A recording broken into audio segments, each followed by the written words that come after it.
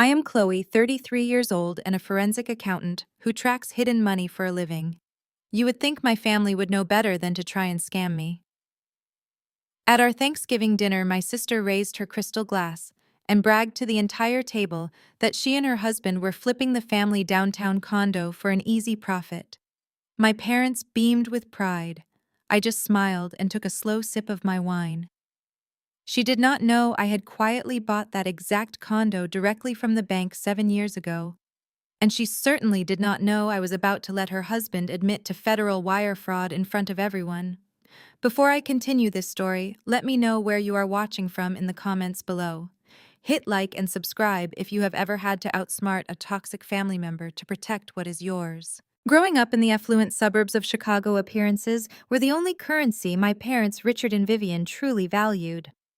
Our sprawling six-bedroom estate was a monument to their obsession with high society, filled with imported Italian marble and custom furniture they could barely afford.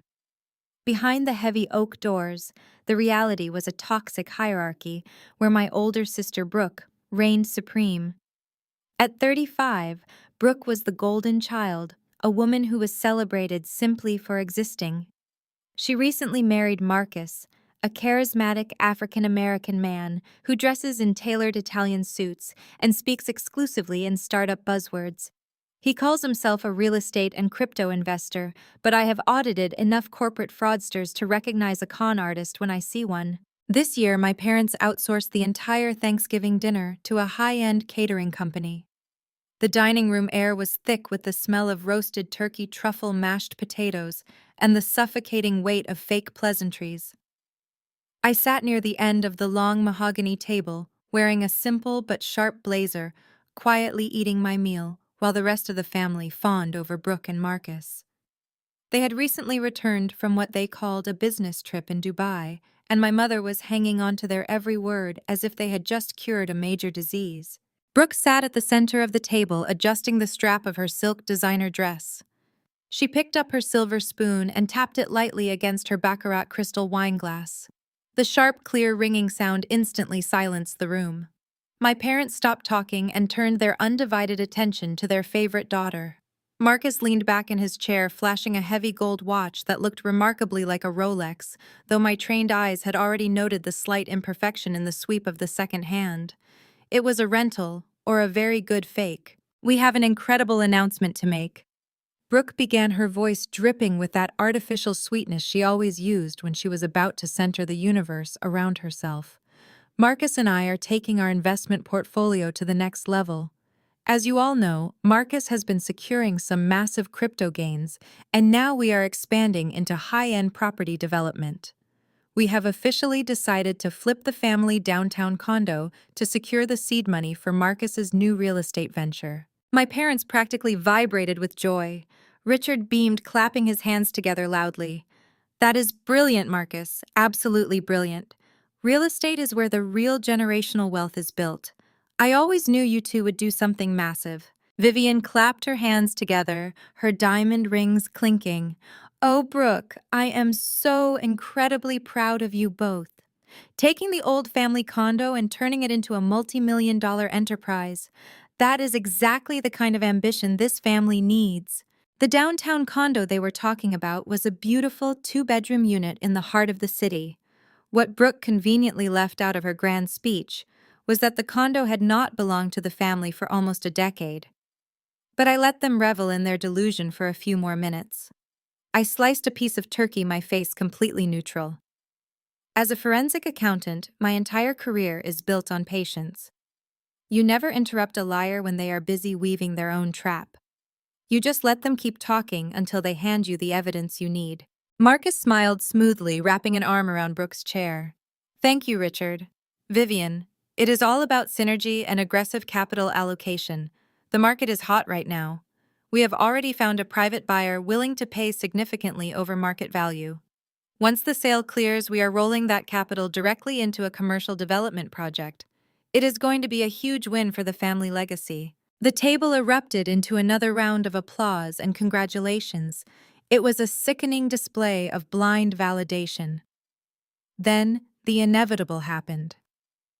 Whenever Brooke received praise, Vivian always found a way to use it as a weapon against me. It was a dynamic as predictable as gravity. Vivian turned from her golden child and shot a sharp, condescending look down the table at me. "Are you listening to this, Chloe?" she asked, her voice laced with that familiar venom. "You really should take notes from your sister and Marcus. This is what real success looks like, building an empire, making bold moves. You are 33 years old, still single, and wasting your life staring at boring spreadsheets all day. You need to stop being so small-minded and learn how the real world operates." The silence that followed was heavy. Brooke smirked. Marcus looked at me with a mixture of pity and arrogant pride. I calmly set down my fork. I looked directly into Marcus's eyes and smiled. "How exactly do you people plan to sell a downtown property that you do not even own right now?" Brooke threw her head back and let out a sharp, mocking laugh that echoed off the dining room walls. She looked at me like I had just suggested the earth was flat. "Oh, Chloe," she sighed, shaking her head with an exaggerated display of pity. "Are you seriously doing this right now?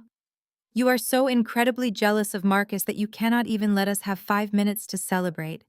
It is honestly embarrassing to watch." Vivian immediately jumped to her golden child defense, slamming her hand flat against the table.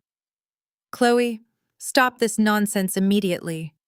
Do not ruin this Thanksgiving dinner with your bitterness just because your sister found a successful husband and you are still eating microwave dinners alone." Marcus adjusted the cuffs of his tailored suit, flashing that fake Rolex again. He gave me a condescending cold smile reserved for unruly children. "Listen, Chloe. I understand that the world of high-stakes real estate can be confusing for someone with an employee mindset. You are used to a safe, predictable paycheck. You see a property and just think of it as a place to live. I see leverage. I see capital allocation. When you are managing millions in assets, the legal details are just paperwork that my lawyers handle." I did not raise my voice. I did not argue. I simply reached into my structured leather tote bag resting beside my chair. I pulled out a thick, heavy manila envelope and tossed it casually across the mahogany table.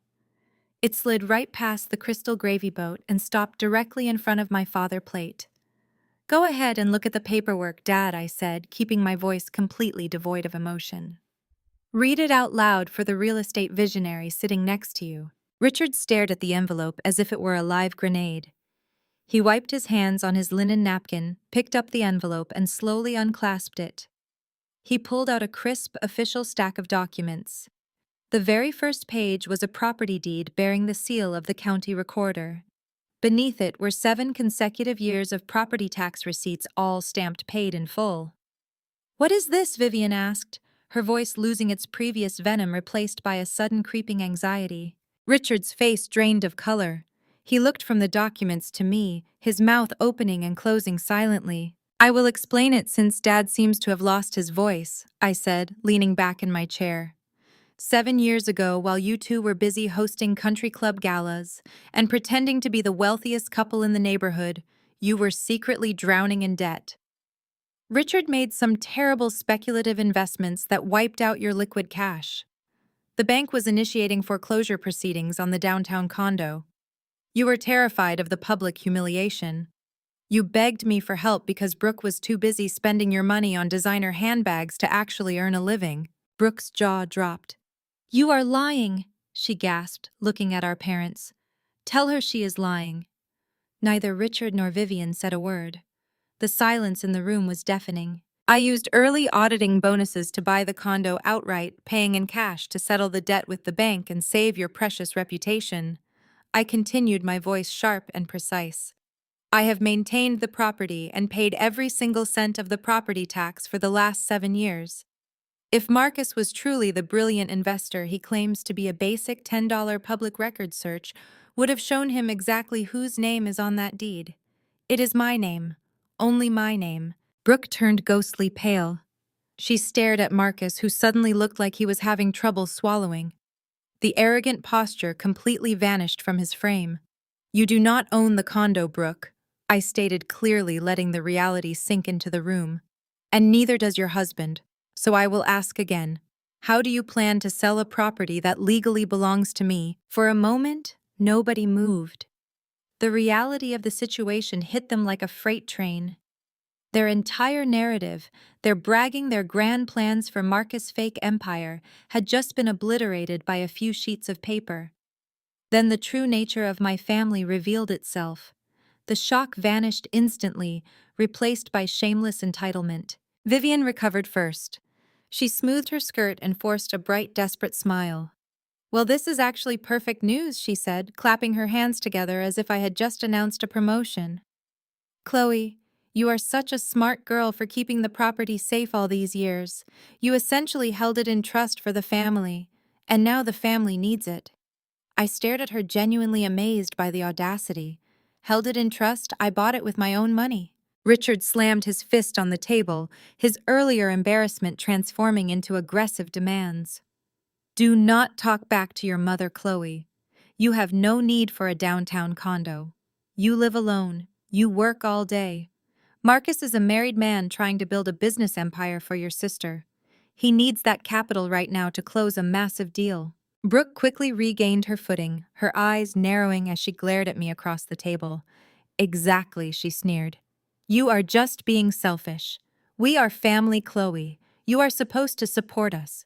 Marcus is trying to build generational wealth, and you are standing in the way because of some technicality on a piece of paper." Vivian stood up and walked toward me, her voice dripping with manipulation. "Chloe, sweetheart, be reasonable. Marcus has incredible opportunities lined up. If you just sign the deed over to him tonight, he can proceed with the sale. We will even let you keep a small percentage of the profits as a thank you for managing the taxes. Sign it over right now." I looked at my mother's outstretched hand, her manicured fingers waiting for me to produce a pen and hand over a property worth hundreds of thousands of dollars. The audacity of her demand hung in the air, thick and suffocating. When I did not reach into my bag to comply, the illusion of polite negotiation shattered. The entire table erupted into a chorus of demands. Richard slammed his fist down on the mahogany surface so hard that the wine glasses rattled against the fine china. He demanded family loyalty, his face turning a dangerous shade of crimson. He shouted that this was not how he raised his daughters, that blood meant sacrifice, and that my refusal to cooperate was a betrayal of everything this family stood for. Vivian, seeing that brute force was not working on me, seamlessly pivoted to her favorite tactic. She adopted the tone of a disappointed but patient teacher. "Chloe, you are not looking at the bigger picture," she said, her voice dripping with artificial empathy. "Marcus is an incredibly ambitious African-American entrepreneur. Do you have any idea how hard he has to work to break glass ceilings in the corporate real estate world? He faces systemic hurdles you could never understand. He needs this capital to secure his seat at the table. You are sitting from a place of immense privilege right now, hoarding a property you do not even live in. You are a single woman with no husband and no children to provide for. What could you possibly need all that equity for?" Brooke immediately chimed in, emboldened by our mother's narrative. "Exactly," she sneered, leaning across the table and pointing an accusatory finger at me. "You are being incredibly selfish. Marcus and I are trying to build an empire. We are trying to create a massive legacy for our future children.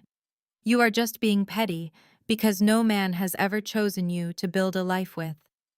You are keeping a vacant apartment hostage just to spite my happiness. You should be honored to help Marcus overcome these systemic barriers, but instead, you are just acting like a bitter spinster trying to ruin our Thanksgiving." I let their insults wash over me. 10 years ago, those exact words would have sent me running to the bathroom in tears, devastated by their rejection. Today, they sounded like the desperate grasping of people who had just realized they were out of ammunition. I picked up my wine glass, took another measured sip, and set it down on the coaster. I looked at Vivian first, then at Brooke, and finally locked eyes with Marcus. He was sweating now.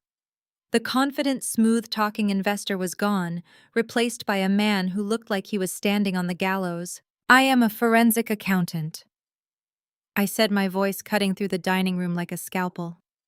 "I do not deal in feelings.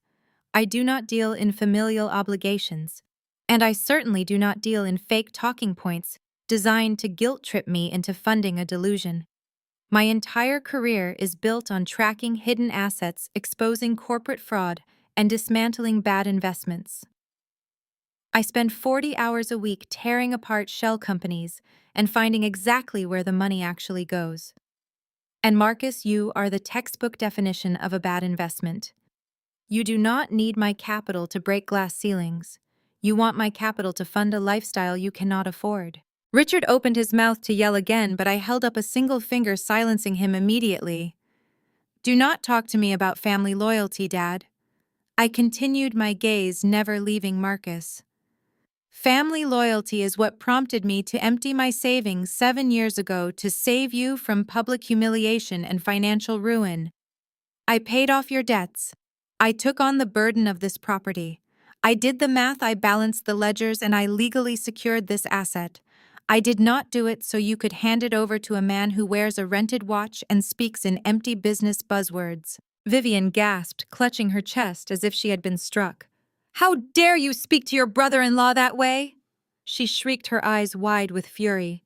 He is family. He is a visionary. He just needs a chance to show what he can do. A visionary relies on business plans and market analysis, I replied, crossing my arms over my chest.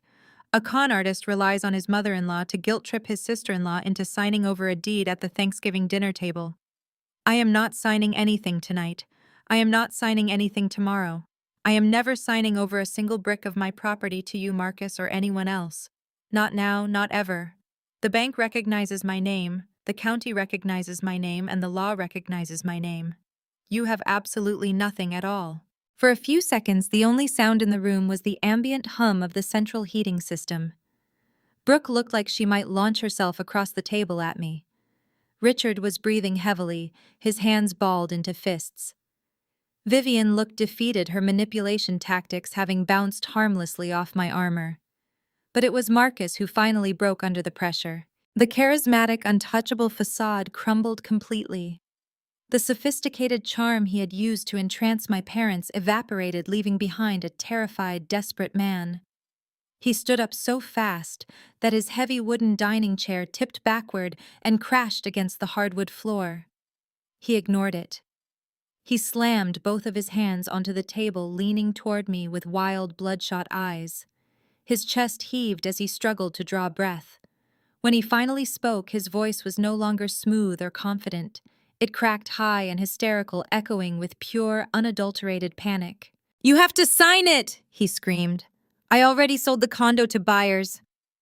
I stared at him, letting his panicked words hang heavily in the stale air of the dining room.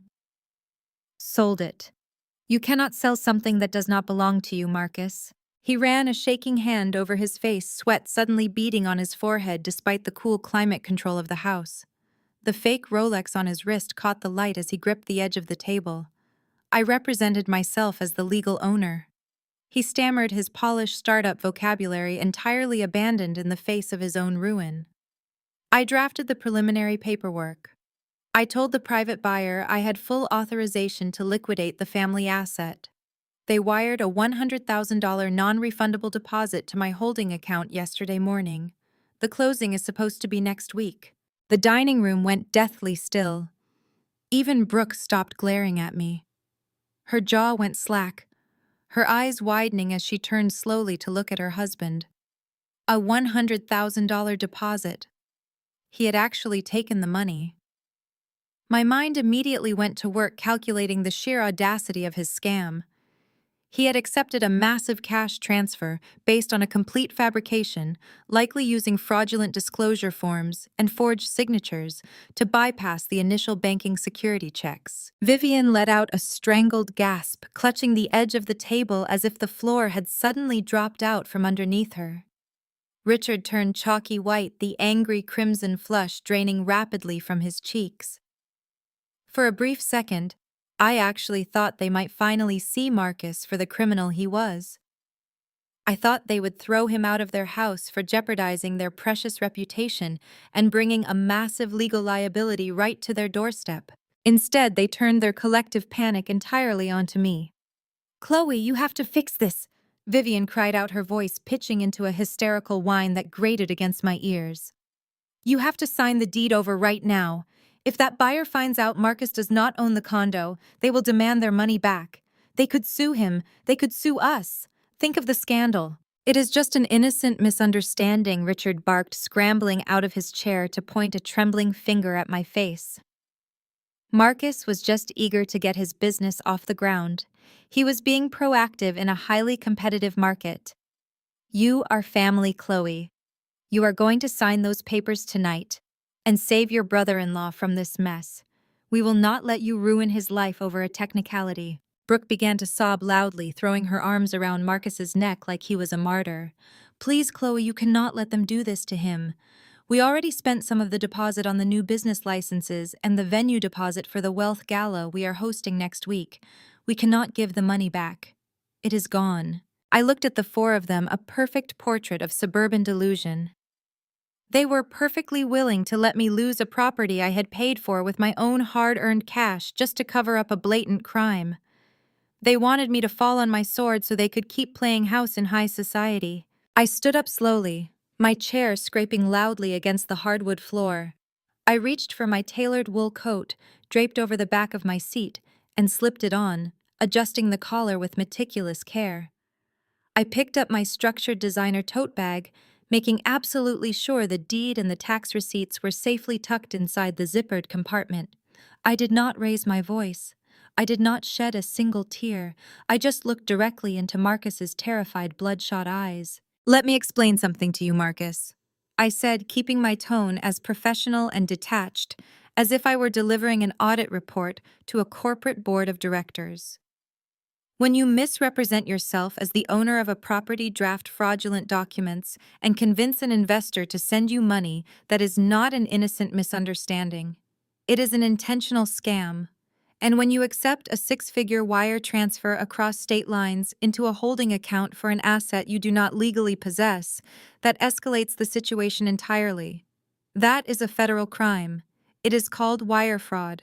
Marcus physically recoiled as if I had struck him across the face. As a licensed forensic accountant, I continued, my voice echoing sharply in the silent dining room.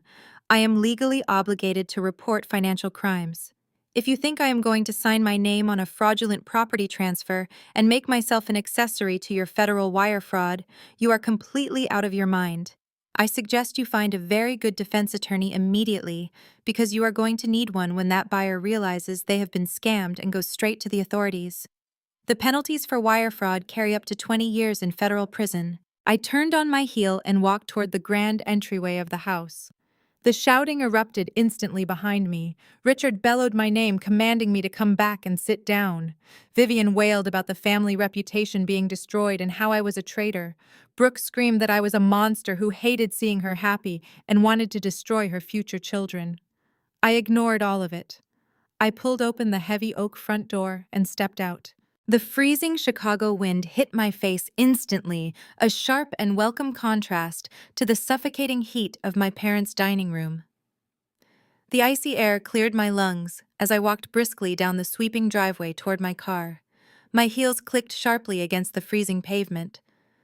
I unlocked my door, slid into the driver's seat, and started the engine. The dashboard illuminated the dark interior, casting a soft glow. Just as I shifted the car into gear, preparing to leave this toxic nightmare behind me, my phone buzzed violently in the cup holder. I glanced down at the glowing screen. It was a text message from Marcus. Sign it or I will destroy your career. I slept for a solid 8 hours, the kind of undisturbed rest you only get when your conscience is clear and your assets are protected. When my alarm went off at 6 in the morning, I checked my phone. 47 missed calls. 32 from Vivian, 15 from Richard. No messages from Brooke or Marcus. I did not shed a single tear. Crying over people who view you as a disposable automatic teller machine is a waste of hydration. I made black coffee, tied my hair into a tight bun, and walked into my home office. I tapped the power button on my dual-monitor workstation, watching the screens hum to life.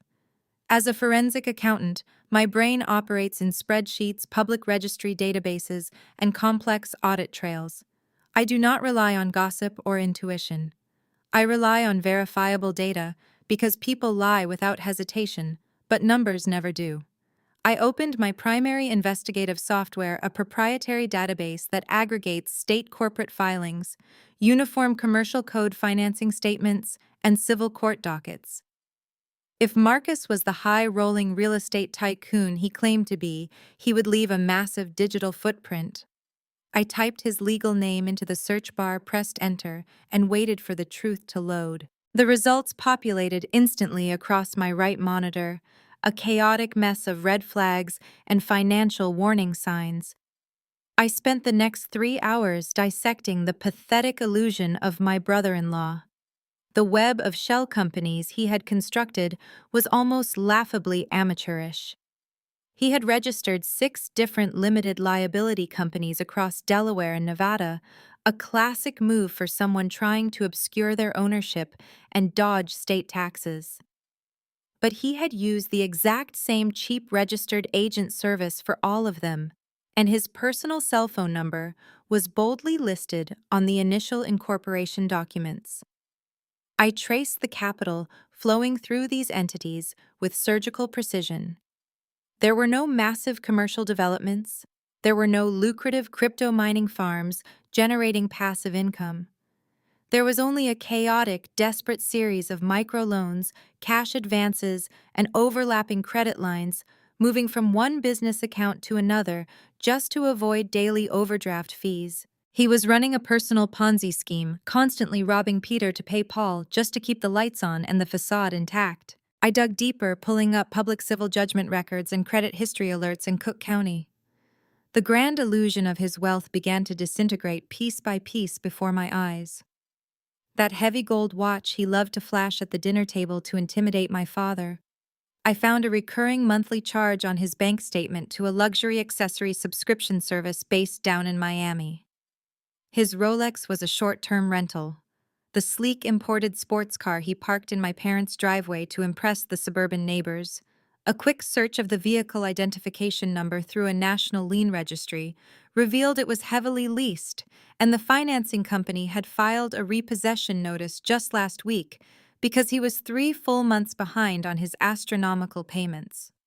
He was drowning in a mountain of hidden debt, nearly $200,000 in high-interest personal loans and maxed-out credit cards. The $100,000 wire fraud deposit he took for my condo was not seed money for a bold new venture. It was a desperate lifeline to keep his angry creditors from breaking his kneecaps. I printed every single document, compiling them into a thick, heavily tabbed binder. I slipped the binder into my structured leather tote bag alongside my own original property deed. I dressed in a sharp charcoal suit, grabbed my car keys, and headed to my firm in downtown Chicago. I felt a cold, clinical satisfaction settling into my bones. Marcus had threatened to destroy my career, but he was completely unarmed in a war of financial attrition. I parked in the underground garage and took the elevator up to the 30th floor, ready to tackle a normal, productive workday. I had just settled into my glass-walled corner office and opened my first major client file when the internal phone on my desk buzzed loudly. It was Sarah, our front desk receptionist, and she sounded absolutely terrified. "Chloe, you need to come to the reception area right now," she whispered frantically into the receiver. "There is an older woman here, claiming to be your mother, and she is completely losing her mind. She is screaming at the building security guards and demanding to speak directly to the managing partner of the firm." I did not panic. I calmly stood up, smoothed the minor wrinkles from my blazer, and walked out of my office, navigating the maze of cubicles toward the expansive marble lobby. I could hear Vivian before I even saw her. Her shrill, demanding voice echoed off the high acoustic ceilings, violently cutting through the usual quiet professionalism of our corporate accounting firm. "How dare you tell me to lower my voice?" Vivian shrieked, pointing a manicured finger directly at a bewildered security guard who was trying to calm her down. "My daughter works in this building, and she has stolen hundreds of thousands of dollars from her own family. I demand to see whoever is in charge of this firm immediately. She needs to be fired and arrested right now. You are harboring a dangerous criminal." Several of my senior colleagues had stopped in the hallways, staring in shock. Vivian wore an expensive trench coat, her blonde hair perfectly styled, but her face was twisted into an ugly mask of rage. She was weaponizing her suburban entitlement, trying to manufacture a public scandal to force my submission. She thought bringing her unhinged theatrics to my professional sanctuary would terrify me into signing over my property to save my reputation. She assumed I would crumble under the threat of public humiliation. She was going to be incredibly wrong. I walked right up to my mother, my heels silent on the polished marble floor. The security guard looked visibly relieved. I thanked him for his patience and turned my attention to Vivian. She opened her mouth to scream another accusation, but I cut her off with a voice so sharp it instantly froze the air.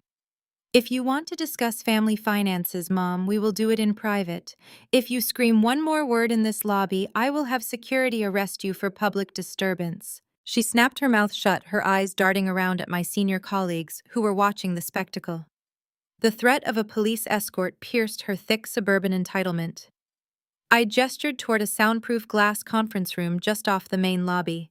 She grabbed her designer purse and marched inside, her chin held high. I followed her, pulling the heavy glass door shut and clicking the privacy lock securely into place. The ambient noise vanished entirely, leaving us in absolute silence. The moment the lock clicked, Vivian abandoned her aggressive public persona. The shrill anger vanished, replaced by the theatrical performance I had seen 1,000 times before. She collapsed into an ergonomic leather chair and buried her face in her hands. She began to sob loudly, her shoulders shaking with dramatic breaths. "Chloe, how could you do this to us?" She wept, tears ruining her expensive makeup. "Your father is at home having chest pains from the stress. You are destroying our lives over a property you do not even need." I stood at the head of the conference table, watching her performance with the cold detachment of a scientist observing a highly predictable experiment. I did not offer her a tissue. I did not sit down to comfort her. I just stared. "Please, Chloe," she begged, reaching across the glass table. "Just sign the deed over to Marcus today. We can fix this massive mistake. We can keep the private buyer from calling the police. You have a fantastic job. You can easily buy another apartment later, but Marcus and Brooke need this capital to survive. Do not be the reason your sister loses everything she worked for." I stared at her outstretched hand, marveling at the sheer psychological manipulation on full display. She was weaponizing my sister's fake distress to cover up a federal crime, framing my refusal to be a victim as an act of betrayal. I reached into my leather tote bag. I did not pull out the property deed she was hoping to see. Instead, I pulled out a slender red file folder and slid it smoothly across the table. It stopped right next to her trembling hand. Vivian stopped crying immediately. She looked at the folder, her manicured eyebrows knitting together in deep confusion. "What is this?" she asked. "Go ahead and open it," I instructed calmly. "It is a piece of family history I spent a lot of time reconstructing." Vivian opened the folder. Inside were official bank transfer logs, investment portfolio summaries, and a certified copy of a trust fund charter. The color instantly drained from her face, leaving her looking hollow and terrified. 10 years ago, I said, my voice echoing coldly in the small room, Grandpa established an $80,000 educational trust fund in my name.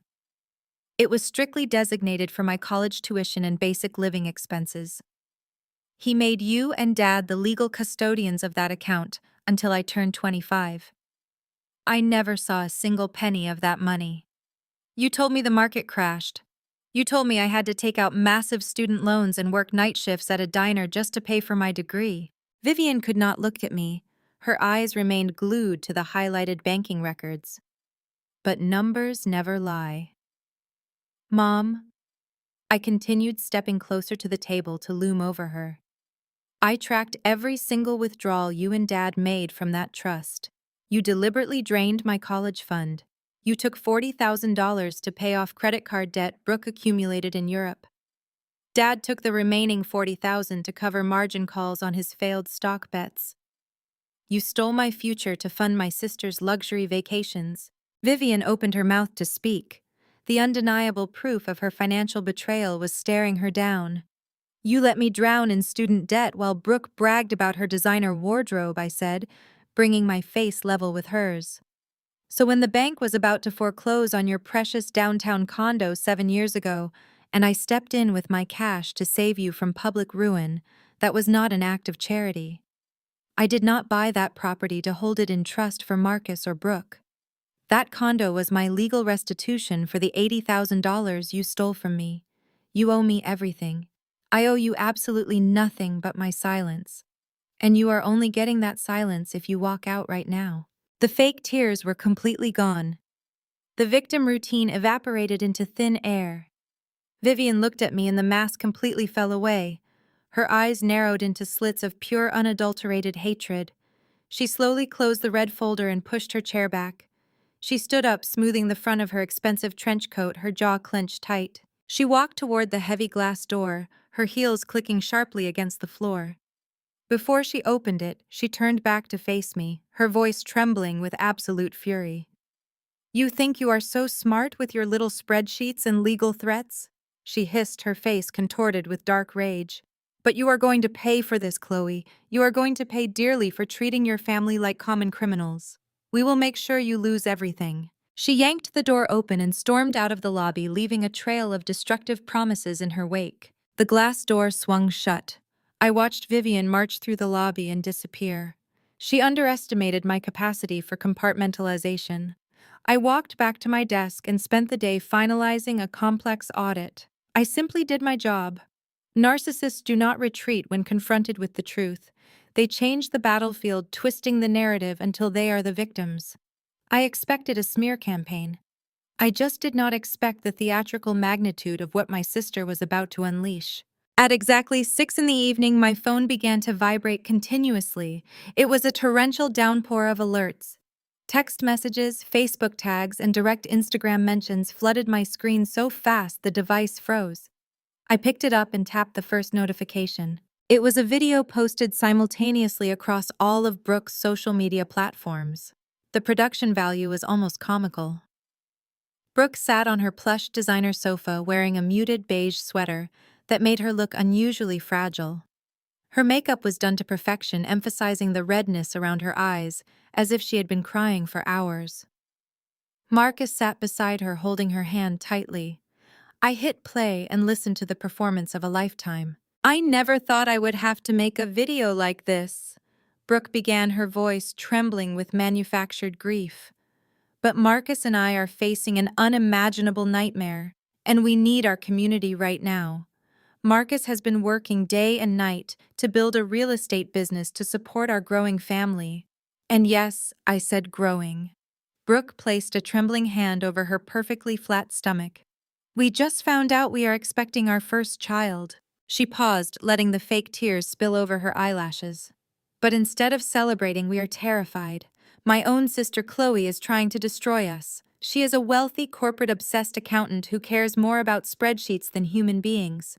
Because she has always been jealous of my relationship with Marcus, she is using a legal loophole to steal our downtown condo.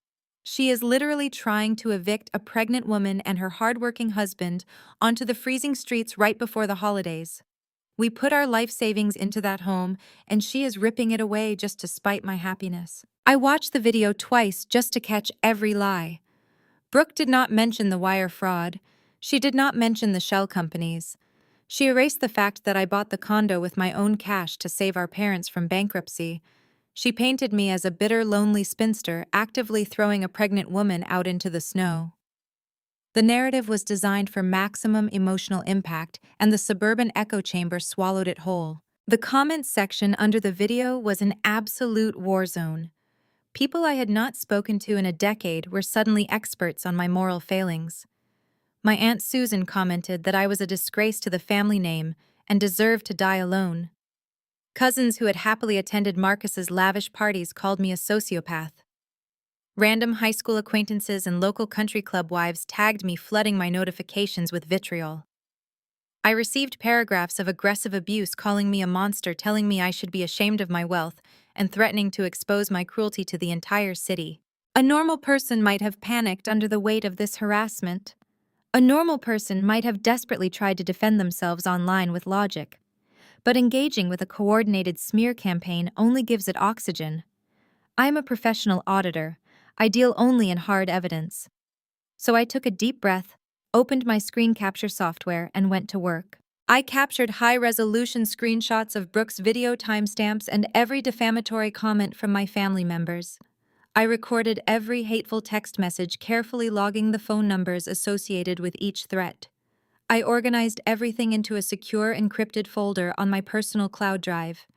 They thought they were destroying my reputation, but all they were doing was handing me a silver platter of documented evidence for a massive defamation lawsuit.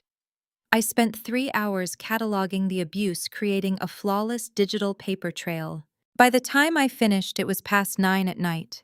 I drove back to my townhouse, poured myself a glass of water, and went to sleep feeling entirely untouchable. I knew the law was on my side. I knew the financial records were bulletproof. I assumed the social media circus would eventually burn itself out once the legal realities of Marcus's wire fraud came to light. I arrived at the office the next morning at my usual time, feeling refreshed and ready to tackle my caseload. I walked through the lobby, grabbed my coffee, and headed toward my department. But the atmosphere in the office felt entirely different today. My colleagues were not making eye contact. The usual morning chatter stopped abruptly when I walked past the break room. People stared at their monitors, typing furiously, but the tension in the air was thick and undeniable. I set my bag down on my desk and reached for my mouse. Before the screen could even illuminate, the stark red light of my desk phone began flashing. The sharp ring pierced the unnatural quiet of my office. I checked the caller identification display. It was not a client. It was not the receptionist. It was the direct extension for the managing partner of the firm, a man who rarely spoke to anyone below the senior executive level unless something catastrophic had happened. I picked up the heavy receiver and answered with my standard professional greeting. The voice on the other end was incredibly cold, highly formal, and completely devoid of any normal corporate pleasantries. Chloe, the managing partner, said, his harsh tone leaving absolutely no room for any negotiation or discussion. "Stop whatever you are doing. I need you on the top floor, right now." I hung up the heavy receiver and walked toward the glass elevators. The ride to the top floor felt remarkably long. The executive level of our firm was designed to intimidate. Thick carpeting absorbed the sound of my footsteps as I moved past the silent assistants and heavy mahogany doors. I pushed open the double doors to the managing partner's office. He was not alone. The director of human resources sat rigidly in a leather chair to his right. Neither of them offered me a seat. Neither of them offered a polite morning greeting. The atmosphere was completely sterile. Chloe, the managing partner, began keeping his hands folded over a thick file on his desk. "We have a severe crisis on our hands. This morning, our legal department, Human Resources, and the State Certified Public Accountant Licensing Board received a highly detailed ethics complaint regarding your professional conduct." He pushed a bound document across the expansive desk. I stepped forward and picked it up. My eyes scanned the crisp white pages, absorbing the sheer magnitude of the fabrication. The document was filed anonymously, but the allegations were devastatingly specific. The complaint accused me of leveraging my specialized financial knowledge to systematically embezzle family trust funds. It claimed I had engaged in calculated financial elder abuse, coercing elderly parents into signing over highly valuable real estate assets under duress. The text alleged I was using these stolen assets to fund a lavish personal lifestyle while leaving vulnerable family members on the brink of destitution. If these allegations trigger a formal state investigation, the Human Resources Director stated, her voice entirely devoid of warmth, "you could face immediate revocation of your accounting license. Furthermore, any association with an auditor under investigation for elder abuse creates an unacceptable liability for this firm. Our clients trust us with billions of dollars. We cannot have a forensic accountant on our payroll who is accused of defrauding her own parents." I kept my expression completely neutral, though a cold fury ignited in my chest. I read the paragraphs again, analyzing the sentence structure and the specific vocabulary used. The author had tried to mask their identity, but the linguistic fingerprints were glaringly obvious. The document utilized pompous, outdated legal jargon. It referenced a betrayal of familial fiduciary duty and a disruption of generational legacy. Those were not the words of an anonymous whistleblower. Those were the exact phrases my father Richard used whenever he wanted to sound authoritative. He had drafted this entire complaint. My parents realized they could not physically force me to sign over the condo, so they decided to launch a direct strike against the one thing I valued most. They were actively trying to destroy my career. "This is a retaliatory fabrication," I said, looking directly at the managing partner. "I am currently engaged in a personal property dispute with my family because I refuse to facilitate a wire fraud scheme orchestrated by my brother-in-law. My parents are attempting to use the state licensing board and this firm as weapons to extort a real estate deed from me. I have every single bank statement, tax return, and property record required to prove these claims are entirely baseless." The managing partner sighed heavily, leaning back in his executive chair. "Chloe, your track record at this firm is impeccable. You are one of our sharpest auditors. But you understand corporate policy. The truth of these allegations is irrelevant right now. The simple fact that a formal complaint has been logged with the state board changes everything. We operate under a strict zero-tolerance policy for pending ethics investigations. If a major corporate client catches wind that the lead auditor on their account is being investigated for financial elder abuse, they will pull their contracts immediately. We cannot risk the firm's reputation while you sort out a toxic family dispute." The human resources director stood up, holding out a small plastic bin. "I need your company laptop, your security badge, and your corporate phone," she instructed coldly. "Effective immediately, you are placed on temporary administrative leave pending a full internal and state review. You are barred from contacting any clients. You are barred from accessing our servers. You must leave the premises right now." They were stripping me of my power. My family had calculated this move perfectly. They knew that taking away my income and my professional credibility would leave me vulnerable. They expected me to panic.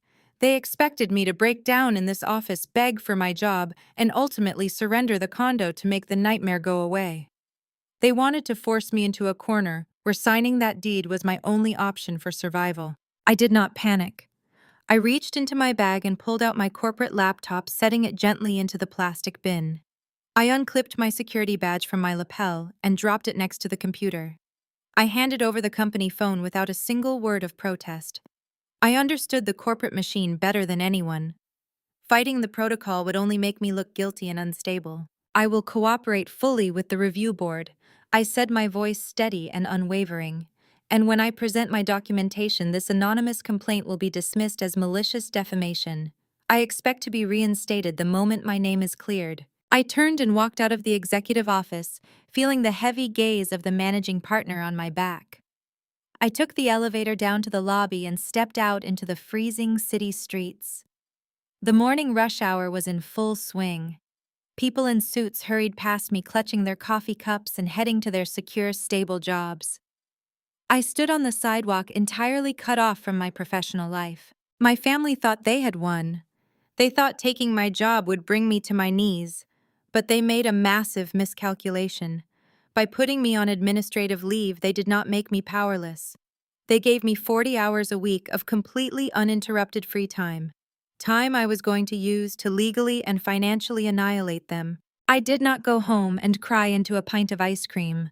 I went home, brewed a massive pot of black espresso, and transformed my dining room table into a forensic war room. If my parents wanted to weaponize the legal and ethical standards of my profession against me, I was going to use those exact same standards to bury them. The state-certified public accountant licensing board requires indisputable evidence to revoke a license. Anonymous complaints carry weight only until they collide with a brick wall of verified data.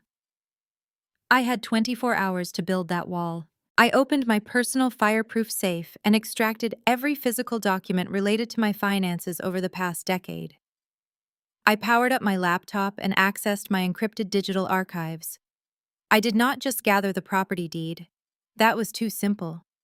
I built a comprehensive chronological narrative of financial salvation that completely shattered their fabrication of elder abuse. First, I pulled my fully audited tax returns from 7 years ago, highlighting the massive capital withdrawal I made from my own accounts.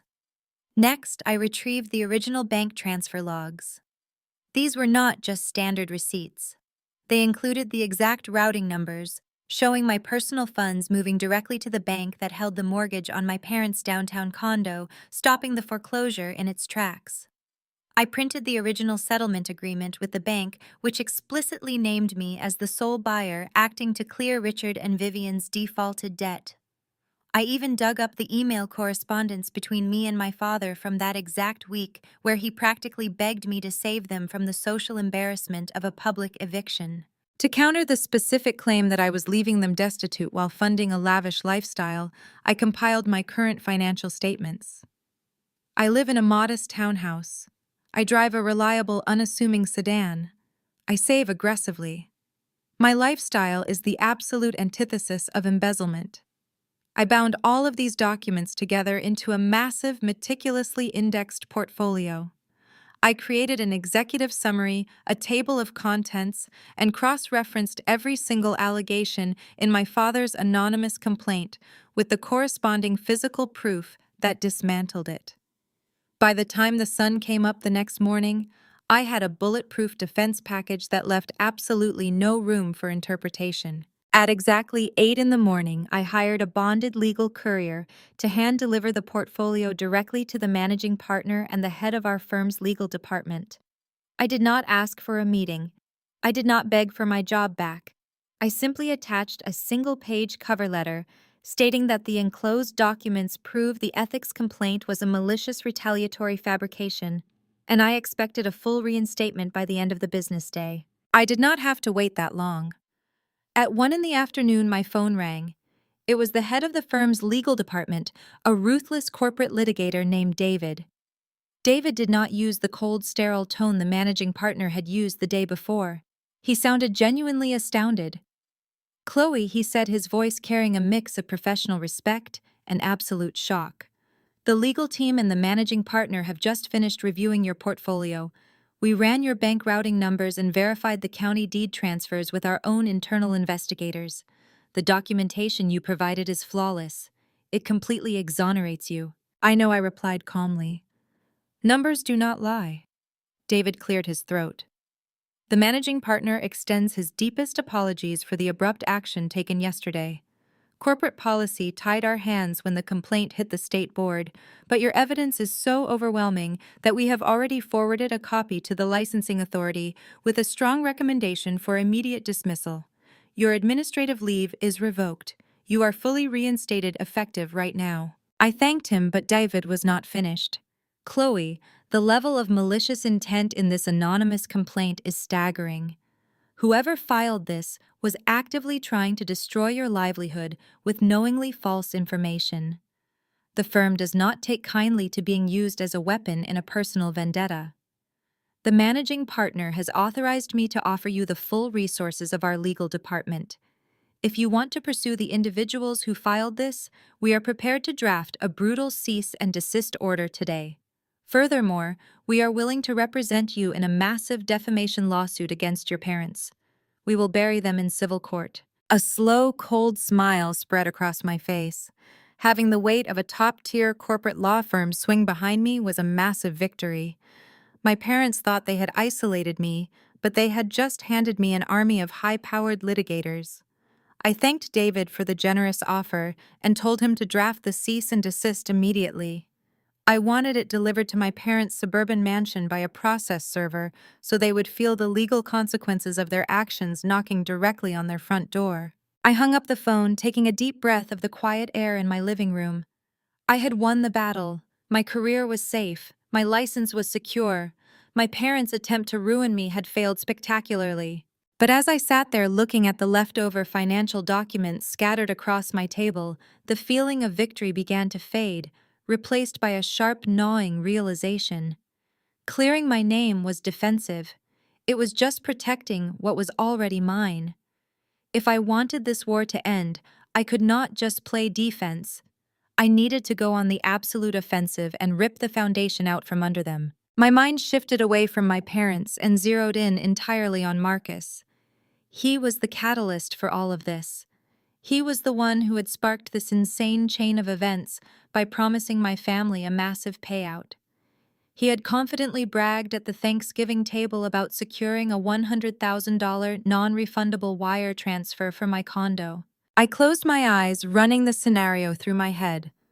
A legitimate private investor does not just wire six figures to a man without conducting a basic title search. A legitimate buyer demands an escrow account, a title company, and verified legal ownership. Marcus bypassed all standard real estate protocols to get that cash directly into his holding account. Who in their right mind would give Marcus that much money without verifying the deed? The answer hit me with the force of a physical blow. No legitimate investor would. The buyer was not a real person looking for a luxury condo. Clearing my name was not enough. To truly destroy Marcus and protect myself permanently, I needed to follow the money. I needed to open my laptop, access the public registries, and find out exactly who authorized that $100,000 wire transfer. And once I found them, I was going to burn Marcus' fake empire to the ground. I settled back into my chair. My screens displayed the database portals I used daily. Finding a ghost in the financial system is like pulling a loose thread on a cheap sweater. If you pull hard enough, the entire garment unravels. Marcus claimed he received a $100,000 wire transfer for my condo. To accept a wire of that size, he had to provide a receiving account, and the sender had to leave a digital footprint. I started with the state real estate transfer database, scanning for pending escrow files or preliminary title reports filed under my property address in the last 30 days. I found nothing. That confirmed my suspicion. No legitimate title company was involved. Marcus bypassed standard escrow entirely. He had orchestrated a direct bank-to-bank wire transfer. Any transfer over $10,000 triggers an automatic currency transaction report. I shifted my focus back to the corporate registry networks. Marcus bragged about his aggressive capital allocation, so I knew he had a web of companies. I ran his name through the master database, cross-referencing his known Nevada and Delaware entities. Delaware is notoriously friendly to shell companies, allowing people to hide behind corporate veils with minimal disclosure. It is the perfect playground for scammers. I isolated the newest limited liability company registered to his business address, a vague entity called Apex Horizon Holdings. Using my forensic software, I dug into the commercial filings associated with Apex Horizon. I found a recent uniform commercial code filing linking Apex Horizon to another obscure entity called Vanguard Digital Assets. The breadcrumbs were forming a trail. I pulled the corporate registration for Vanguard Digital. It was another Delaware shell company registered just 6 months ago. The real gold mine was buried in the cross-referenced financial filings. Vanguard Digital was not a real estate investment firm. It was registered as a decentralized finance consulting group. Crypto fraud. I leaned closer to my monitors, my pulse quickening as the puzzle pieces snapped into place. Marcus was not flipping real estate. He was running a money laundering operation. The $100,000 did not come from a private buyer looking to purchase my condo. The money came from Marcus himself. He had been running an illegal cryptocurrency scam, draining funds from gullible retail investors. You have to wash dirty digital money to make it look like clean, legitimate income. His laundering plan was shockingly simple. He used his crypto shell company, Vanguard Digital, to wire $100,000 of stolen funds to his real estate shell company, Apex Horizon. He coded the transaction as a non-refundable real estate deposit for my downtown condo. By drafting fake preliminary sale documents, he created a paper trail, making the dirty crypto money look like clean, taxable real estate revenue. He needed my signature on the deed to finalize the transaction and complete the laundering cycle. When I refused, his washing machine broke down, leaving him holding a massive bag of illegal federal wire fraud. He was a desperate federal criminal playing with fire. The arrogance of using my property to launder his stolen crypto funds was staggering. I had everything I needed to send him to federal prison for 20 years. I hit print on the corporate filings, the uniform commercial code links, and the registration documents linking the two shell companies. The printer hummed, spitting out warm pages. I picked up the stack to review the physical copies. As I flipped to the final page of the Vanguard Digital Incorporation documents, my eyes caught a detail that made my blood run absolutely cold. When you register an entity moving significant amounts of capital, the state requires a primary guarantor. This person assumes full legal and financial liability for the company actions. It is the person federal authorities target first when the doors get kicked in. Marcus had not listed himself as the primary guarantor for Vanguard Digital. He listed Brooke. I stared at the signature line on the incorporation document. Brooke's signature was scrawled across the bottom in blue ink. But I know my sister's handwriting. We grew up doing homework at the same kitchen island. Her cursive is loopy and rushed. This signature was stiff, calculated, and perfectly legible. Marcus had forged his own wife's signature. He was not just running a crypto scam. He was setting Brooke up to be the primary fall guy. When the feds followed the money, they would not arrest Marcus first. They would arrest the pregnant suburban golden child, whose name was plastered all over the fraudulent company documents. He was using her as a human shield against federal prosecution. A wave of conflicting emotions washed over me. Brooke had always been relentlessly cruel to me. She mocked my career, belittled my life, and eagerly participated in our parents' vicious smear campaign to destroy my reputation. Just yesterday, she went on social media painting me as a monster trying to evict a pregnant woman. Part of me wanted to put these documents in an envelope, mail them directly to the federal authorities, and watch her perfect life collapse into a highly publicized criminal trial. But I looked at the forged signature again. Marcus had manipulated all of them. He preyed on my parents' obsession with status and Brooke's desperation to be married to a wealthy visionary. They were incredibly toxic people, but Marcus was actively destroying her life to save his own skin. If I let this go to the feds right now, Brooke would give birth in a federal penitentiary. I am a professional forensic accountant. I seek the truth and I balance the scales. Destroying Marcus was mandatory, but sending my sister to prison for a crime she was too ignorant to understand felt like crossing a line I could never walk back from. I picked up my phone. I decided to give my sister one last chance to save herself before I burned her husband to the ground. I drafted the email with the sterile precision of an autopsy report. Subject line: urgent legal liability regarding Vanguard Digital assets. I attached the encrypted Delaware state corporate filings, the uniform commercial code cross-references, and the final page displaying her forged signature as the primary guarantor. I simply laid out the federal sentencing guidelines for wire fraud and cryptocurrency money laundering. I typed one final paragraph explaining that Marcus was using her as a human shield against the Internal Revenue Service and the Department of Justice. I pleaded with her to pack a bag, leave the house immediately, and hire an independent white-collar defense attorney who had absolutely no ties to her husband. I hit send and watched the delivery confirmation pop up on my screen. I used a secure tracking pixel, a standard tool in forensic accounting, to verify when and where a document is opened.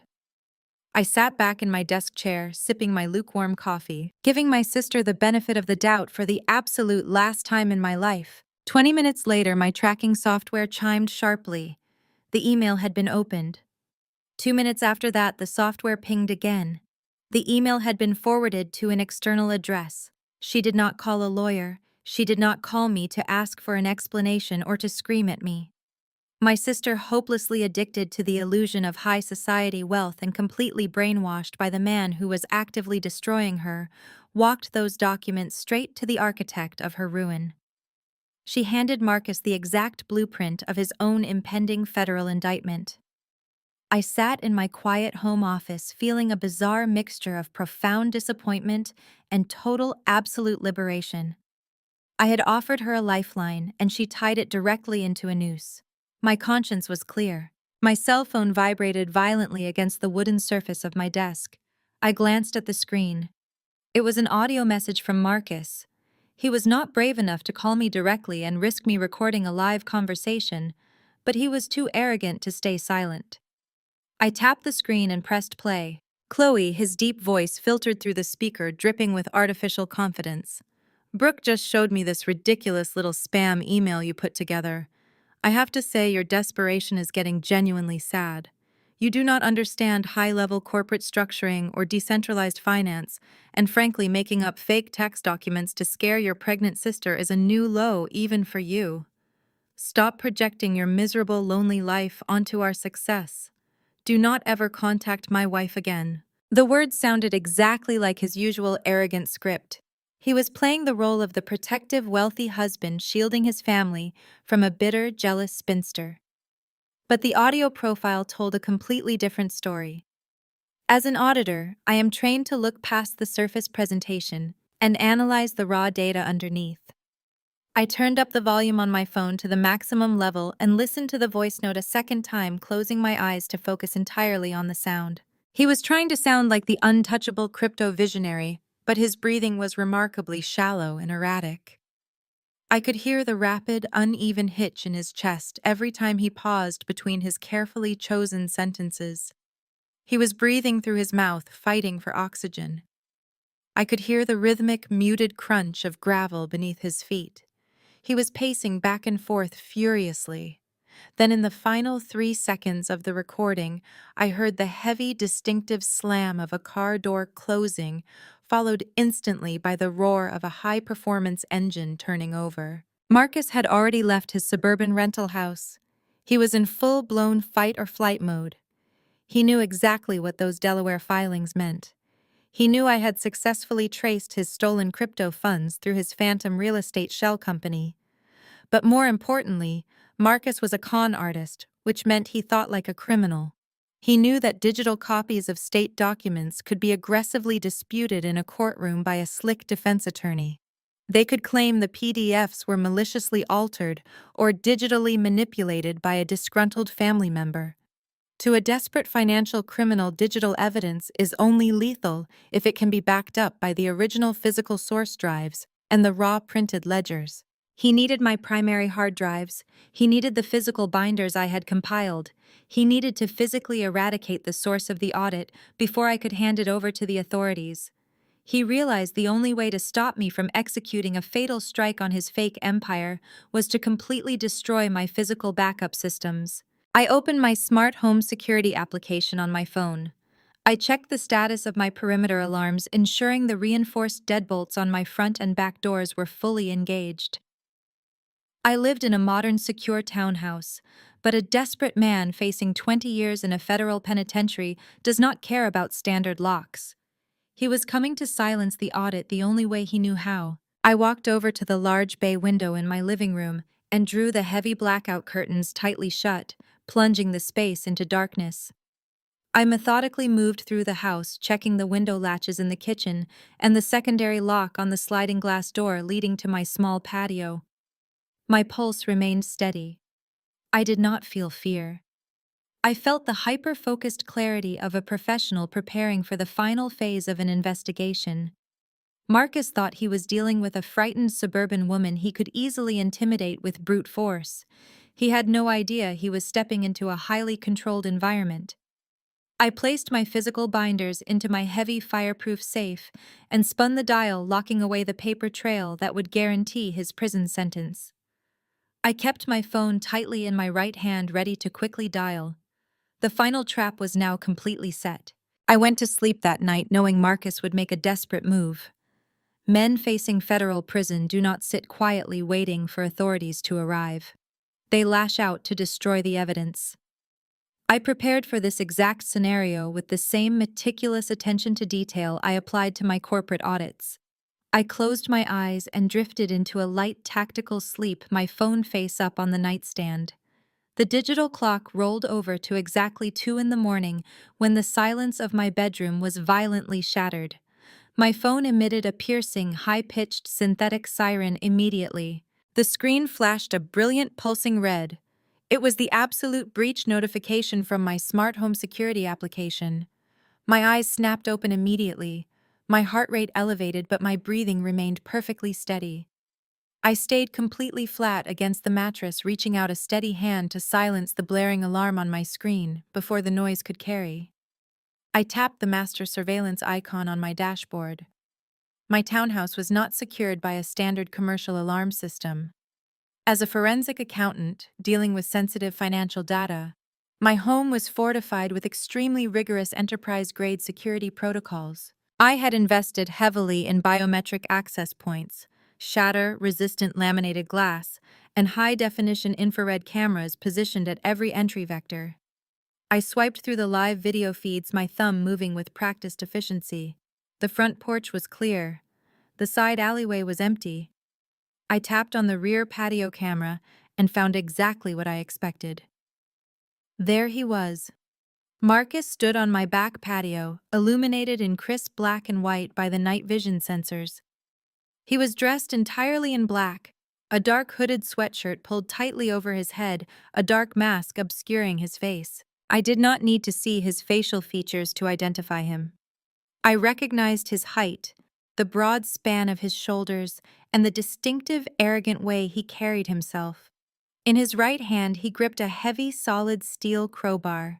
He stood at my reinforced sliding glass door, wedging the flat edge of the crowbar into the tracks. He was operating under the delusion that I was just a frightened, defenseless woman sleeping upstairs. He thought he could easily pry the door off its tracks, slip into my home office, and walk out with my physical evidence binders. He was unaware that the sliding door was secured by a secondary magnetic floor lock that could withstand hundreds of pounds of direct pressure. I watched through the screen. I slid silently out of my bed, my bare feet touching the cold hardwood floor. I did not turn on a single light. I navigated the dark layout of my bedroom entirely by memory. I walked directly into my walk-in closet, pushing past the hanging rows of tailored suits until I reached the reinforced back wall. I pressed my thumb against the biometric scanner concealed behind a full-length mirror. The scanner flashed green. The heavy steel door clicked open silently. I stepped inside the internal safe room, pulling the door shut until the deadbolts engaged automatically. I sat down on the small emergency bench in the dark, my eyes glued to the live camera feed on my screen. Marcus was becoming increasingly frustrated. The magnetic lock was holding firm. He was leveraging the crowbar aggressively now, pushing the metal to its absolute breaking point. I tapped the emergency contact icon on my dashboard, bypassing the standard keypad to route my call directly to the police dispatch center immediately. The operator answered on the first ring. I kept my voice lowered to a calm, steady whisper. I am reporting an active home invasion in progress at my residence. The perpetrator is currently attempting to breach the rear patio door with a steel crowbar. I am secured inside a reinforced safe room on the second floor. The suspect is a male approximately 6 feet tall wearing dark clothing. He is highly motivated and armed with a blunt weapon. I provided my exact address. The dispatcher informed me that multiple patrol units were en route and advised me to wait patiently. I watched the live feed with absolute clinical detachment. By attempting to force his way into my home to destroy evidence of a federal crime, Marcus was adding witness intimidation and obstruction of justice to his list of felony offenses. He backed away from the sliding door, his chest heaving with exertion. He looked around the patio, his masked face turning toward the kitchen window. The laminated glass would not shatter easily, but he did not know that. He raised the crowbar high above his head and brought it down with massive, brutal force against the thick window pane. The glass spiderwebbed with a loud, sickening crack that echoed through the quiet neighborhood. Marcus struck it again, and then a third time, the heavy steel finally puncturing a hole large enough for him to reach his gloved hand through. He fumbled blindly for the internal window latch, his arms scraping against the jagged edges. He found the lock, twisted it violently, and pushed the window open. I watched him hoist his body through the window frame, tumbling awkwardly onto my kitchen counter before dropping heavily onto the tiled floor. He was inside my house. My phone vibrated silently. The dispatcher confirmed responding officers were nearby. I kept my eyes locked on the camera feed. Marcus breached the main hallway. He stood perfectly still, orienting himself in the dark. He raised the crowbar, preparing to march toward my office. Suddenly, the piercing wail of police sirens erupted in the distance, echoing rapidly down my street. Flashing red and blue lights reflected wildly against the walls. Marcus froze. Absolute panic overtook his posture. He spun around wildly toward the kitchen window, sprinting desperately away into the freezing darkness just seconds before the police cruisers slammed heavily into my dark driveway. The morning sun hit the Chicago skyline, reflecting sharply off the glass towers downtown. Marcus was probably exhausted, but he was running on pure adrenaline and the desperate delusion that he had successfully intimidated me. He had barely escaped my neighborhood before the police arrived, slipping through the dark alleys and speeding away. He had to assume I was huddled in a corner, too terrified by the shattered glass and the violent home invasion to ever challenge him again. He was betting everything on the idea that fear would silence the audit. He thought he had bought himself the time he needed to close his fraudulent deal. He was wrong. At 10 in the morning, the grand ballroom of the Ritz-Carlton was buzzing with the specific, suffocating energy of fake wealth. Marcus and Brooke were hosting their Real Estate and Wealth Innovation Gala.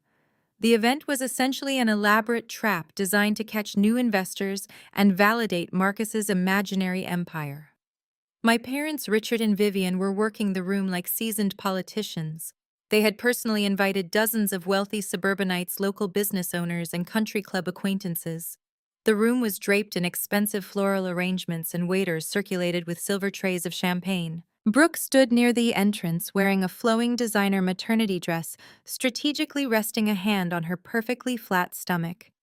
She was glowing, accepting early congratulations and absorbing the attention she craved like oxygen. She was playing the role of the successful, expectant matriarch of a new dynasty. She had no idea she was standing on a trapdoor. Marcus was in his element. He wore a custom-tailored suit mingling with potential marks, flashing his rented Rolex, and speaking in confident, measured tones. He was selling the dream. He promised them exclusive access to off-market properties, guaranteed returns on early seed investments, and unparalleled growth in his newly formed commercial development fund. The investors, blinded by the champagne and the endorsement of my seemingly wealthy parents, were eagerly listening to every word. The lights in the ballroom dimmed slightly, signaling the start of the main presentation. A massive high-definition screen illuminated behind a sleek acrylic podium. Marcus walked up the central aisle, accepting polite applause and handshakes from the crowd.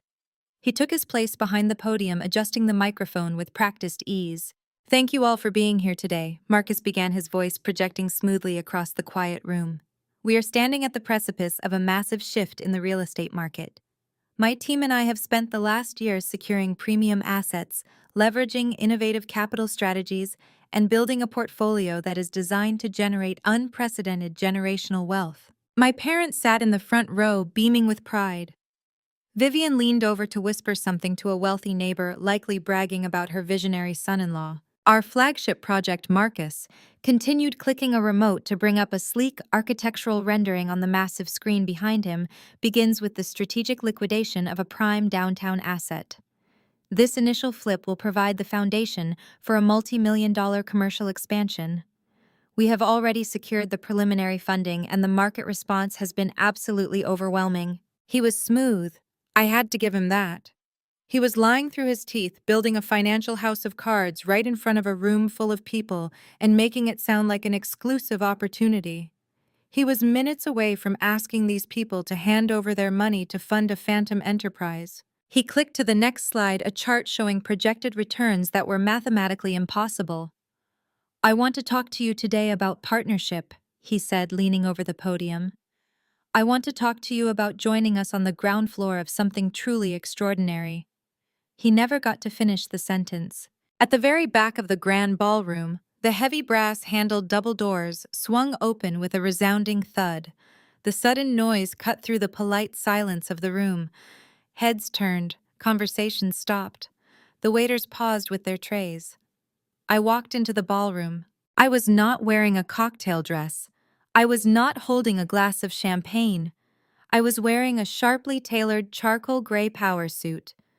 My hair was pulled back tightly. My expression was completely devoid of emotion. In my right hand, held clearly where everyone could see it, was a single silver USB drive. I did not stop at the entrance. I walked straight down the center aisle, my heels clicking sharply against the polished marble floor. The crowd parted instinctively, sensing the sudden dangerous shift in the atmosphere. Richard and Vivian spotted me first. The blood drained from my father's face. He half stood from his chair, his eyes darting frantically toward the security guards stationed near the exit. Vivian's manicured hand flew to her mouth, her perfect smile collapsing into a mask of pure panic. They knew exactly what my presence meant.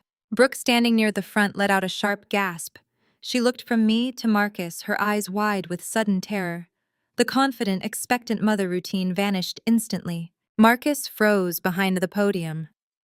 The microphone picked up the sharp, ragged intake of his breath. The smooth, charismatic visionary was gone. He stared at me, his eyes locked on the silver USB drive in my hand. He knew exactly what was on it. He knew I had not been intimidated by his midnight break-in. He knew I had brought the audit directly to his stage.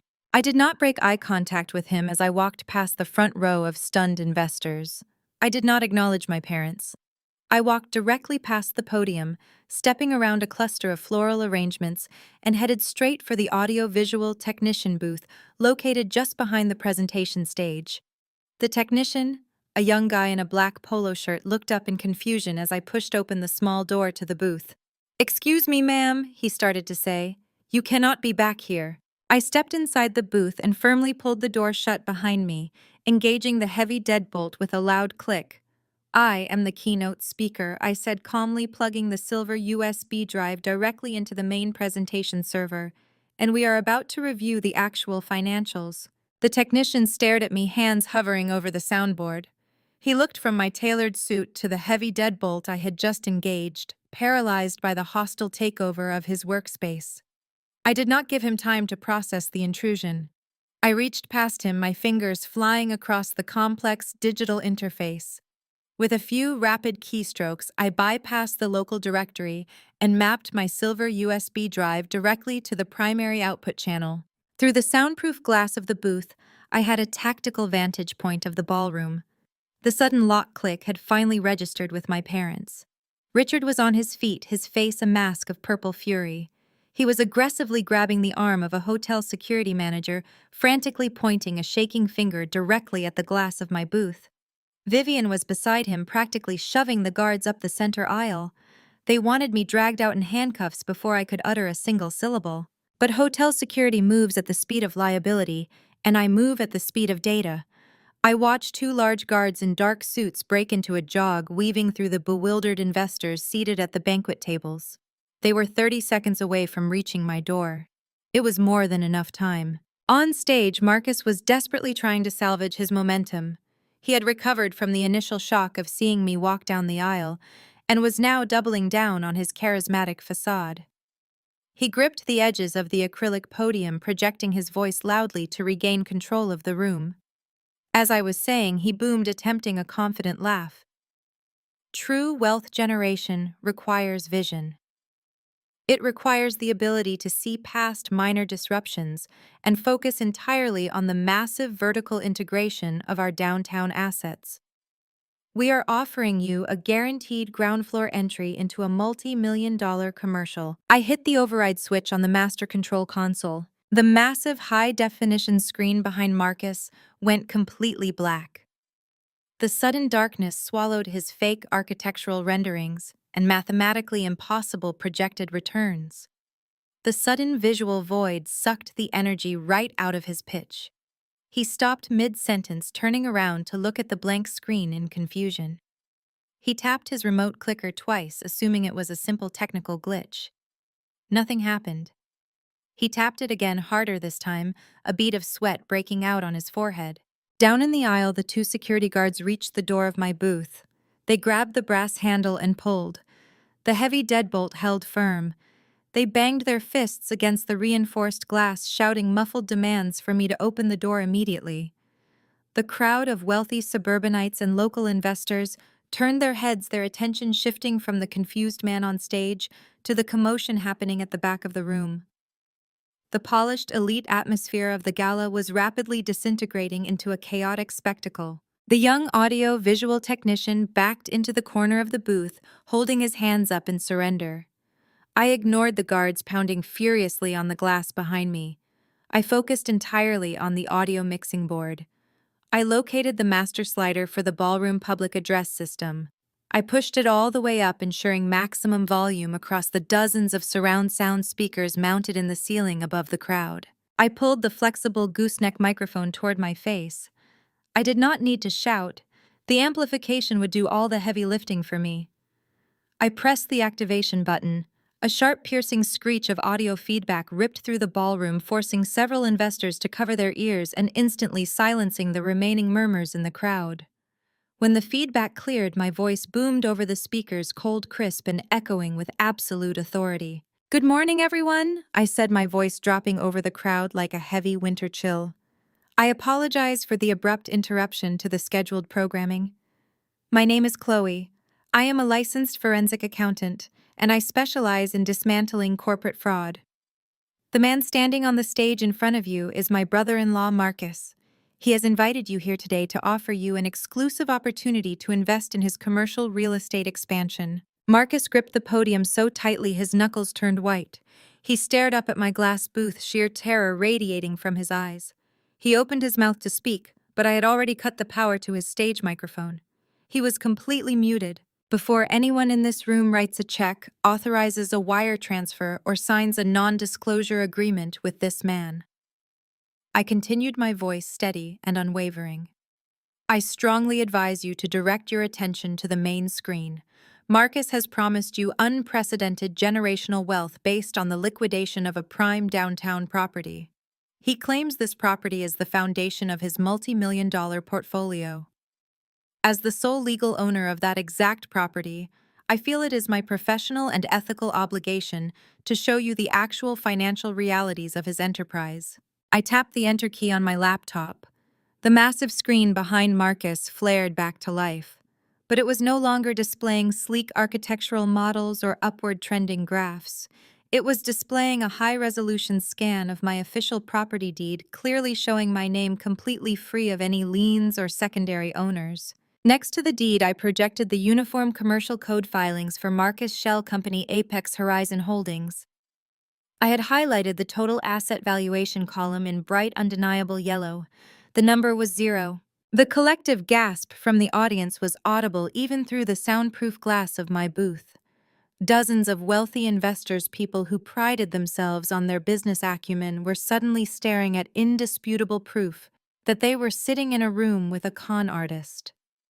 The murmurs erupted into loud, angry, overlapping conversations. People were pointing at the screen. Someone in the second row stood up and demanded an immediate explanation. Outside my booth, Richard and Vivian were frozen in absolute horror.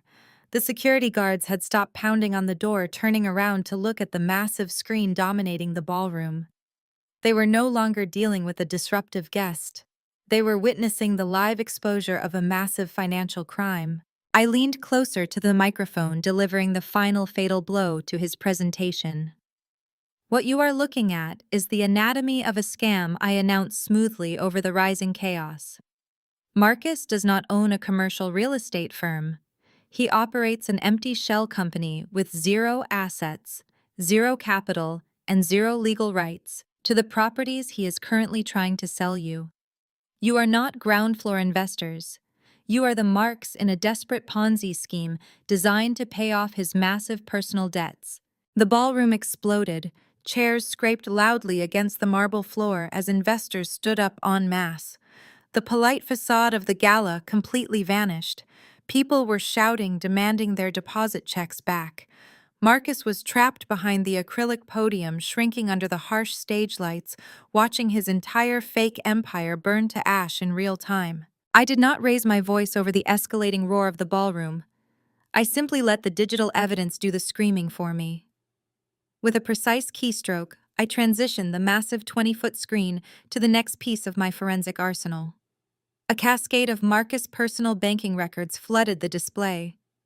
I had magnified the most damning details in bright red boxes, so even the people in the back row could read them clearly.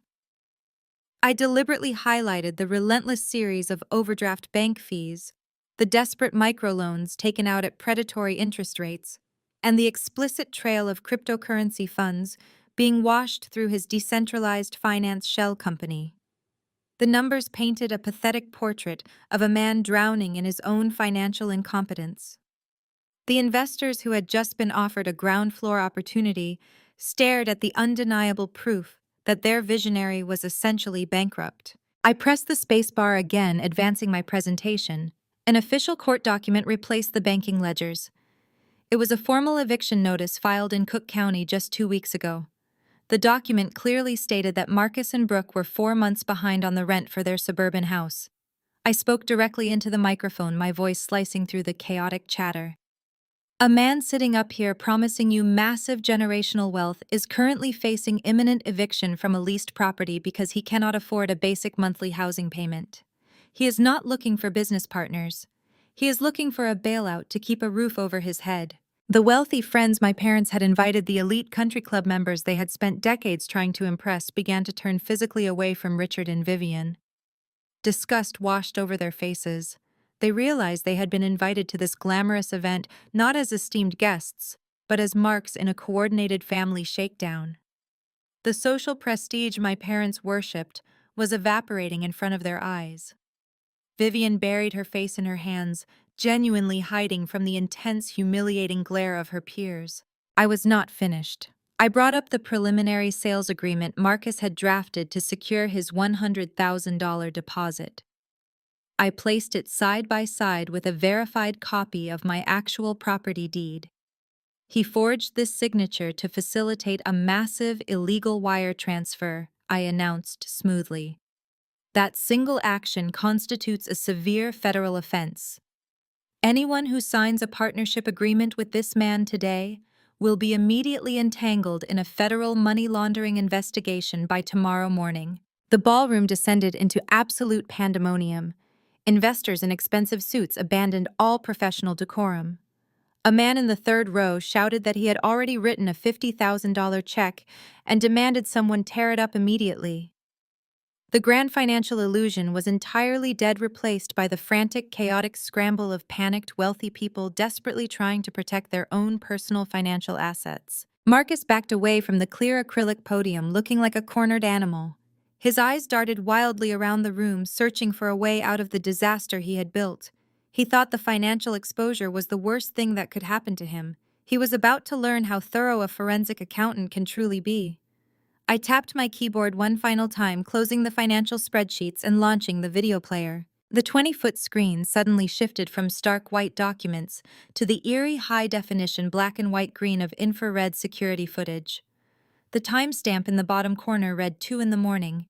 The massive display showed Marcus dressed in a dark hooded sweatshirt gripping a heavy solid steel crowbar. The ballroom fell utterly silent again, captivated by the sudden shift from white-collar fraud to violent criminality. The audio from the security cameras played through the overhead speakers, filling the elegant venue with the sharp, violent sound of breaking glass. The entire room watched in horrified silence as the self-proclaimed real estate mogul repeatedly smashed the crowbar against my kitchen window, desperate to break into my home and destroy the physical evidence of his crimes. "This is how your visionary handles an audit," I stated, my voice echoing over the sound of shattering glass on the video. When he realized his fraudulent shell companies had been tracked, he did not prepare a legal defense. He attempted a violent midnight home invasion to destroy my primary hard drives. The man asking to manage your life savings is an attempted burglar running from the police. That was the breaking point. The crowd erupted into furious shouts. People were no longer just demanding their money back, they were actively pointing at Marcus, calling him a criminal and a fraud. The sheer scale of his deception had enraged a room full of powerful, well-connected individuals. Marcus realized the situation had shifted from a public humiliation into a severe legal trap. He abandoned all pretense of defending himself. He spun around, leaving the podium completely unattended, and bolted toward the heavy velvet curtains at the rear of the stage. He pushed forcefully through the dark, heavy velvet fabric, desperate to find the service corridors that led to the hotel loading docks. He was moving with the frantic speed of a man who knows his freedom is evaporating by the second. He shoved past a row of catering carts, knocking a tray of glasses to the floor in a loud, echoing crash. He sprinted toward the heavy metal exit doors marked with glowing red signs, thinking he had managed to slip away in the chaos. He hit the push bar with both hands, throwing the heavy double doors wide open. He expected to feel the cold rush of the Chicago morning air and the freedom of an open alleyway. Instead, he slammed directly into a solid wall of dark blue uniforms. The exit was completely blocked by a tactical squad of heavily armed police officers standing shoulder to shoulder. Marcus bounced off the solid wall of blue uniforms like a rag doll. The tactical squad did not flinch. They pushed him forcefully backward into the bright lights of the ballroom, cutting off his only avenue of escape. The lead detective stepped through the heavy metal doors, a pair of steel handcuffs, already unclipped, and ready in his right hand. He looked at Marcus with the exhausted, no-nonsense expression of a man who dealt with white-collar criminals every single day. Marcus stumbled backward, his custom-tailored suit suddenly looking completely ridiculous on his trembling frame. He raised his hands in a frantic gesture of surrender, babbling incoherently about a misunderstanding and demanding to call his lawyers. The detective did not entertain the negotiation. He grabbed Marcus by the shoulder, spun him around roughly, and slammed him face first against the polished wood of the stage apron. The sharp, unmistakable metallic click of the handcuffs echoed loudly through the silent ballroom. The detective read Marcus his Miranda rights, specifically citing active warrants for federal wire fraud, attempted burglary, and fleeing the scene of a crime. The investors watched the entire sequence in absolute horrified fascination. The man who had just promised to double their retirement portfolios was now being patted down for concealed weapons in front of the catering staff. Down in the front row, the reality of the situation finally penetrated Vivian's impenetrable layer of suburban delusion. The elite country club wives she spent decades trying to impress were now recording the arrest on their smartphones. The social execution was absolute. Vivian could not handle the sheer magnitude of the public humiliation. She placed the back of her hand against her forehead, let out a loud theatrical gasp, and executed a perfectly orchestrated dramatic feint. She collapsed onto the patterned hotel carpet in a heap of expensive silk. Richard did not try to catch her. He was desperately apologizing to a furious banking executive, completely abandoning his wife to salvage whatever tiny fraction of his reputation remained. But Brooke was not going to quietly accept defeat. She stood near the front of the room watching the police officers forcefully march her handcuffed husband down the center aisle. Her entire fake dynasty, the multi-million-dollar corporate empire, the generational wealth, the status she craved more than oxygen was evaporating right in front of her. The grand illusion was dead. And instead of accepting responsibility, Brooke did what she had always done her entire life. She threw a massive, unhinged tantrum and blamed me for her own actions. Brooke let out a loud, piercing, hysterical scream that forced several police officers to stop in their tracks. She sprinted barefoot across the marble floor toward the tactical squad. Two uniformed officers immediately stepped forward, raising their hands to block her path and form a protective barrier around Marcus. Brooke slammed into them, clawing wildly at their bulletproof vests, demanding they release her husband instantly. "Ma'am, step back right now," the lead detective ordered, his voice echoing with stern authority. "You are interfering with an active federal arrest. If you do not step away, you will be detained for obstruction." The threat of handcuffs did not deter her. It only forced her to change her strategy. Brooke realized she could not overpower the police, so she instantly pivoted to the most manipulative weapon in her arsenal. She turned her back on the officers and locked her wild, furious eyes directly on the soundproof glass of my audio-visual booth. She reached frantically into the pocket of her expensive maternity dress and pulled out a crumpled, glossy square of paper. She held it high above her head for the entire ballroom to see. It was a sonogram photo. Chloe Brooke screamed, her voice tearing through her throat, echoing violently over the public address system that I had left active. "Look at what you are doing. Look at this picture. I am pregnant. I am carrying your niece or nephew, and you are ripping their father away from them right before the holidays. You are destroying an innocent family because you are a bitter, lonely, jealous monster." I stood silently behind the glass watching her performance. I did not reach for the microphone. I did not offer a single word of comfort. I just stared at her with absolute clinical detachment. Seeing that her insults were completely bouncing off my armor, Brooke escalated her manipulation to a terrifying, dangerous extreme.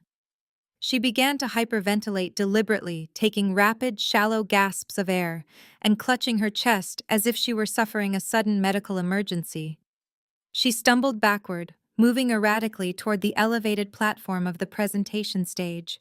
She climbed the short set of stairs, her breathing growing more frantic and theatrical by the second. "Tell them it is a mistake, Chloe!" She shrieked, her face turning a blotchy, uneven red. "Tell the police you misunderstood the bank transfers. Tell them Marcus had permission to use the condo. You have the power to stop this right now. If you do not tell them to let him go, the stress is going to make me lose this baby. Do you hear me? The stress of this betrayal is going to cause a miscarriage, and it will be entirely your fault." The wealthy investors in the crowd murmured in shock, highly disturbed by the sudden violent emotional blackmail unfolding on the stage. The police officers tightened their grip on Marcus, watching the hysterical woman carefully. Brooke backed up until her heels were dangling over the very edge of the 4-foot-high stage drop-off. She teetered precariously, waving the sonogram photo wildly in the air, her entire body shaking with manufactured panic. She pointed a trembling, accusatory finger directly at the glass of my booth, her eyes wide and unhinged. She took a deep breath and screamed, "If you do not call off the police right now, Chloe, you are murdering my unborn child this instant." I stared blankly at my hysterical sister through the soundproof glass of the audio-visual booth. Her threat hung in the dead silence of the ballroom, a toxic ultimatum designed to weaponize my morality against me. She stood on the edge of the presentation stage, waving that glossy sonogram photo like a shield, daring me to take the blame for a tragedy she was fabricating in real time. She expected me to panic desperately, hoping my ingrained familial guilt would force me to call off the police to save her from a self-inflicted panic attack. She had fundamentally misunderstood who she was dealing with. I am an auditor. I do not negotiate with emotional terrorists, and I certainly do not back down when I have the definitive receipt in my pocket. I reached into the pocket of my charcoal blazer and pulled out my smartphone. I kept the ballroom speakers entirely active. I unlocked my screen and opened a secure audio file I had held onto for precisely 3 weeks. When Marcus first began bragging about his sudden influx of real estate capital, I did not just search public registries. I hired a private investigator to trail him, needing to know exactly where his phantom funds were flowing.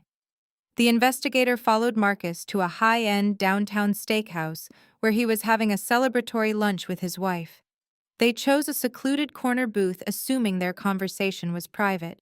They were wrong. The investigator was seated in the adjacent booth with a highly sensitive parabolic recording device. I stepped closer to the mixing board, picked up the flexible gooseneck microphone, and held my phone directly against the receiver. I looked straight at Brooke, meeting her wild, desperate eyes through the glass. I pressed play. The audio quality was exceptionally crisp. The distinct sound of clinking silverware and ambient restaurant chatter filled the massive hotel ballroom. Then Marcus' voice echoed through the overhead speakers, completely devoid of the panic he was currently displaying. "It is too easy," Marcus laughed on the recording, his deep voice carrying a tone of absolute predatory smugness. "Your parents are practically throwing their checkbook at us. Once we tell them about the baby, they will cover the entire commercial lease for the new office without asking a single question. They are so desperate for a grandchild to show off at the country club, they will fund the entire operation just to keep up appearances." Down on the ballroom floor, the police officers paused, looking up at the ceiling speakers. The wealthy investors who had been shouting just moments ago fell entirely silent, captivated by the live broadcast of the deception. Then Brooke's voice came through the speakers. It was not the trembling, victimized voice she was using now. It was sharp, calculating, and dripping with malicious amusement. "I already ordered the fake sonogram package online," Brooke said on the recording. "It comes with customized dates and a legitimate-looking clinic header. I will just tell Mom I went to a boutique clinic in the suburbs. She will eat it up." We will use the pregnancy announcement at Thanksgiving to force the issue with the condo. Chloe might be a cold corporate robot, but even she will not have the guts to legally evict a pregnant woman during the holidays. If she tries, I will play the victim on social media. She will sign over the deed just to make the harassment stop. We just have to keep the timeline vague until the wire transfers clear. I stopped the recording. The abrupt silence that followed was heavier and more suffocating than any noise could have been. I lowered the microphone and looked out at the crowd. The glossy sonogram photo Brooke had been waving around suddenly looked like exactly what it was, a cheap piece of printer paper bought off the internet for $20. The pregnancy was entirely fake. The ultimate trump card she had just accused me of murdering did not exist. Richard and Vivian were standing near the front row. They stared up at the stage, their faces completely stripped of color. Vivian was trembling violently, her hands clutching her designer handbag, as if it were the only real thing left in her world. For decades, they enabled Brooke, celebrated her, and actively participated in her campaigns to tear me down. They believed her lies, funded her lifestyle, and turned a blind eye to her profound selfishness, because she fit their image of the perfect golden child. Now they stood in a room full of their elite peers, listening to an audio recording of their favorite daughter treating them like disposable bank accounts. They had been mercilessly conned by their own flesh and blood. Brooke stood frozen on the edge of the stage. The manic energy drained out of her body in an instant. Her arms fell limply to her sides, the fake sonogram dropping from her fingers and fluttering uselessly onto the polished wood floor. She looked at Marcus, who was staring at the ground, entirely defeated. She looked at our parents, who were backing away from her. She looked at the crowd of investors whose faces registered nothing but pure, unadulterated disgust. She had no more lies to spin. She had no more fake tears to shed. Every single manipulation tactic she relied on for 35 years had been systematically dismantled and publicly incinerated. The crushing weight of her reality finally broke her. Brooke did not scream. She did not threaten me anymore. She simply buckled. Her knees gave out and she collapsed heavily onto the stage floor. It was not a medical emergency. It was not a faint.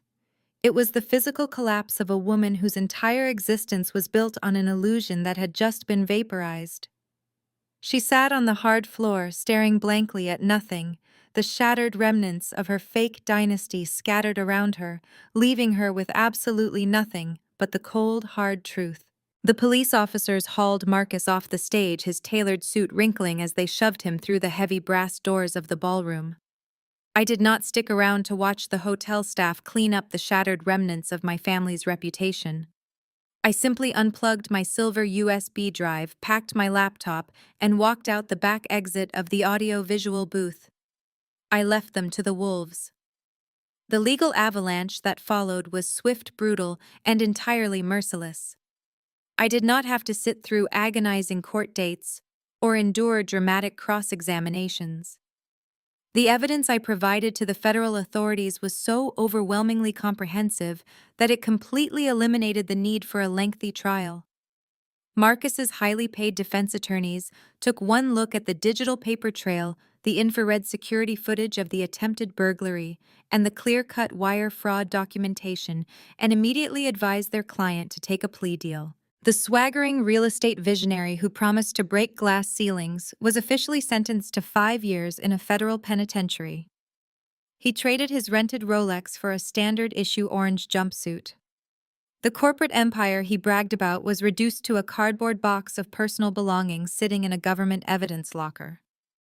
He was stripped of his freedom and his fake prestige in a matter of weeks.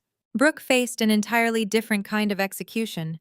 The federal investigators did not care about her fake tears, and the Internal Revenue Service certainly did not care about her manufactured panic attacks. When they seized Marcus's assets, they followed the exact same corporate breadcrumbs I had uncovered. They found Brooke's perfectly legible signature, listed as the primary guarantor, on the Vanguard Digital Assets Incorporation documents. By legally attaching her name to a decentralized finance shell company, used to launder stolen cryptocurrency, she made herself personally liable for the entirety of the financial damage. The federal tax penalties alone were catastrophic. The IRS levied massive crippling fines against her for unreported income and fraudulent corporate filings. Federal agents physically showed up at her leased suburban house to catalog her possessions. Without Marcus's illegal cash flow to prop up her lifestyle, she could not even afford a basic defense attorney. The federal government seized her bank accounts, her designer handbags, and the luxury SUV she loved to flaunt. Facing an insurmountable mountain of federal debt, the former golden child was forced to officially declare Chapter 7 bankruptcy. Her pristine credit score was obliterated overnight, leaving her completely destitute and legally branded as a financial liability for the rest of her adult life. She was left with absolutely nothing but a ruined name. If Brooke and Marcus went down in flames, my parents experienced a slow, agonizing suffocation by their own community. Richard and Vivian had spent decades cultivating a flawless image among the Chicago suburban elite. They had personally vouched for Marcus, inviting their wealthiest friends, country club acquaintances, and local business owners to that ballroom. When the dust settled, those humiliated investors did not just walk away.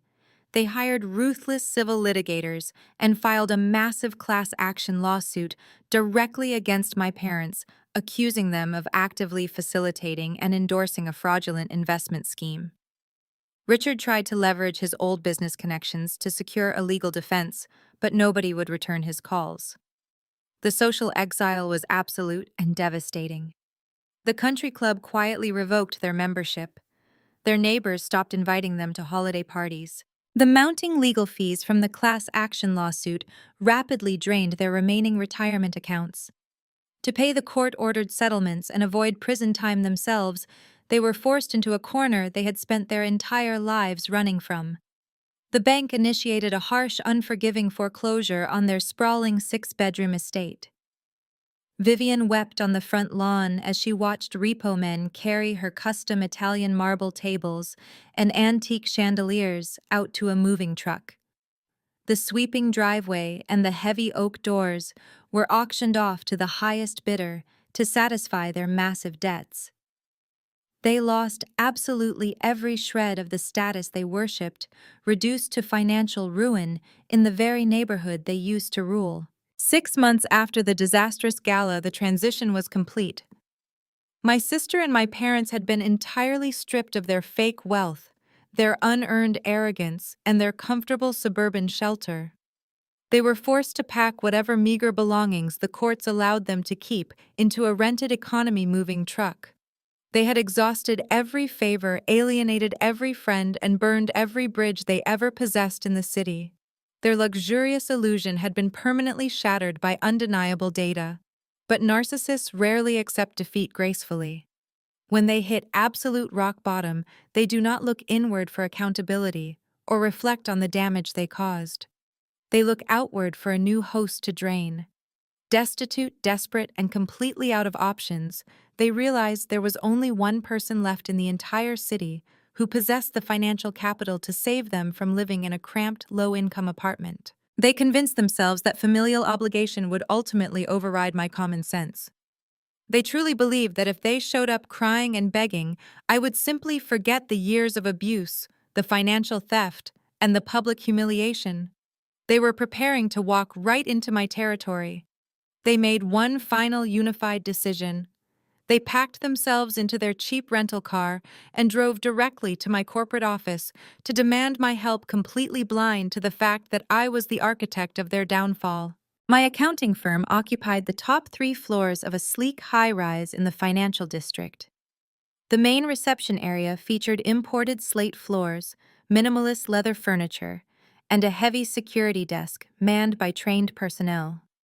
It stood as the exact opposite of the chaotic energy my family brought when they pushed through the revolving glass doors.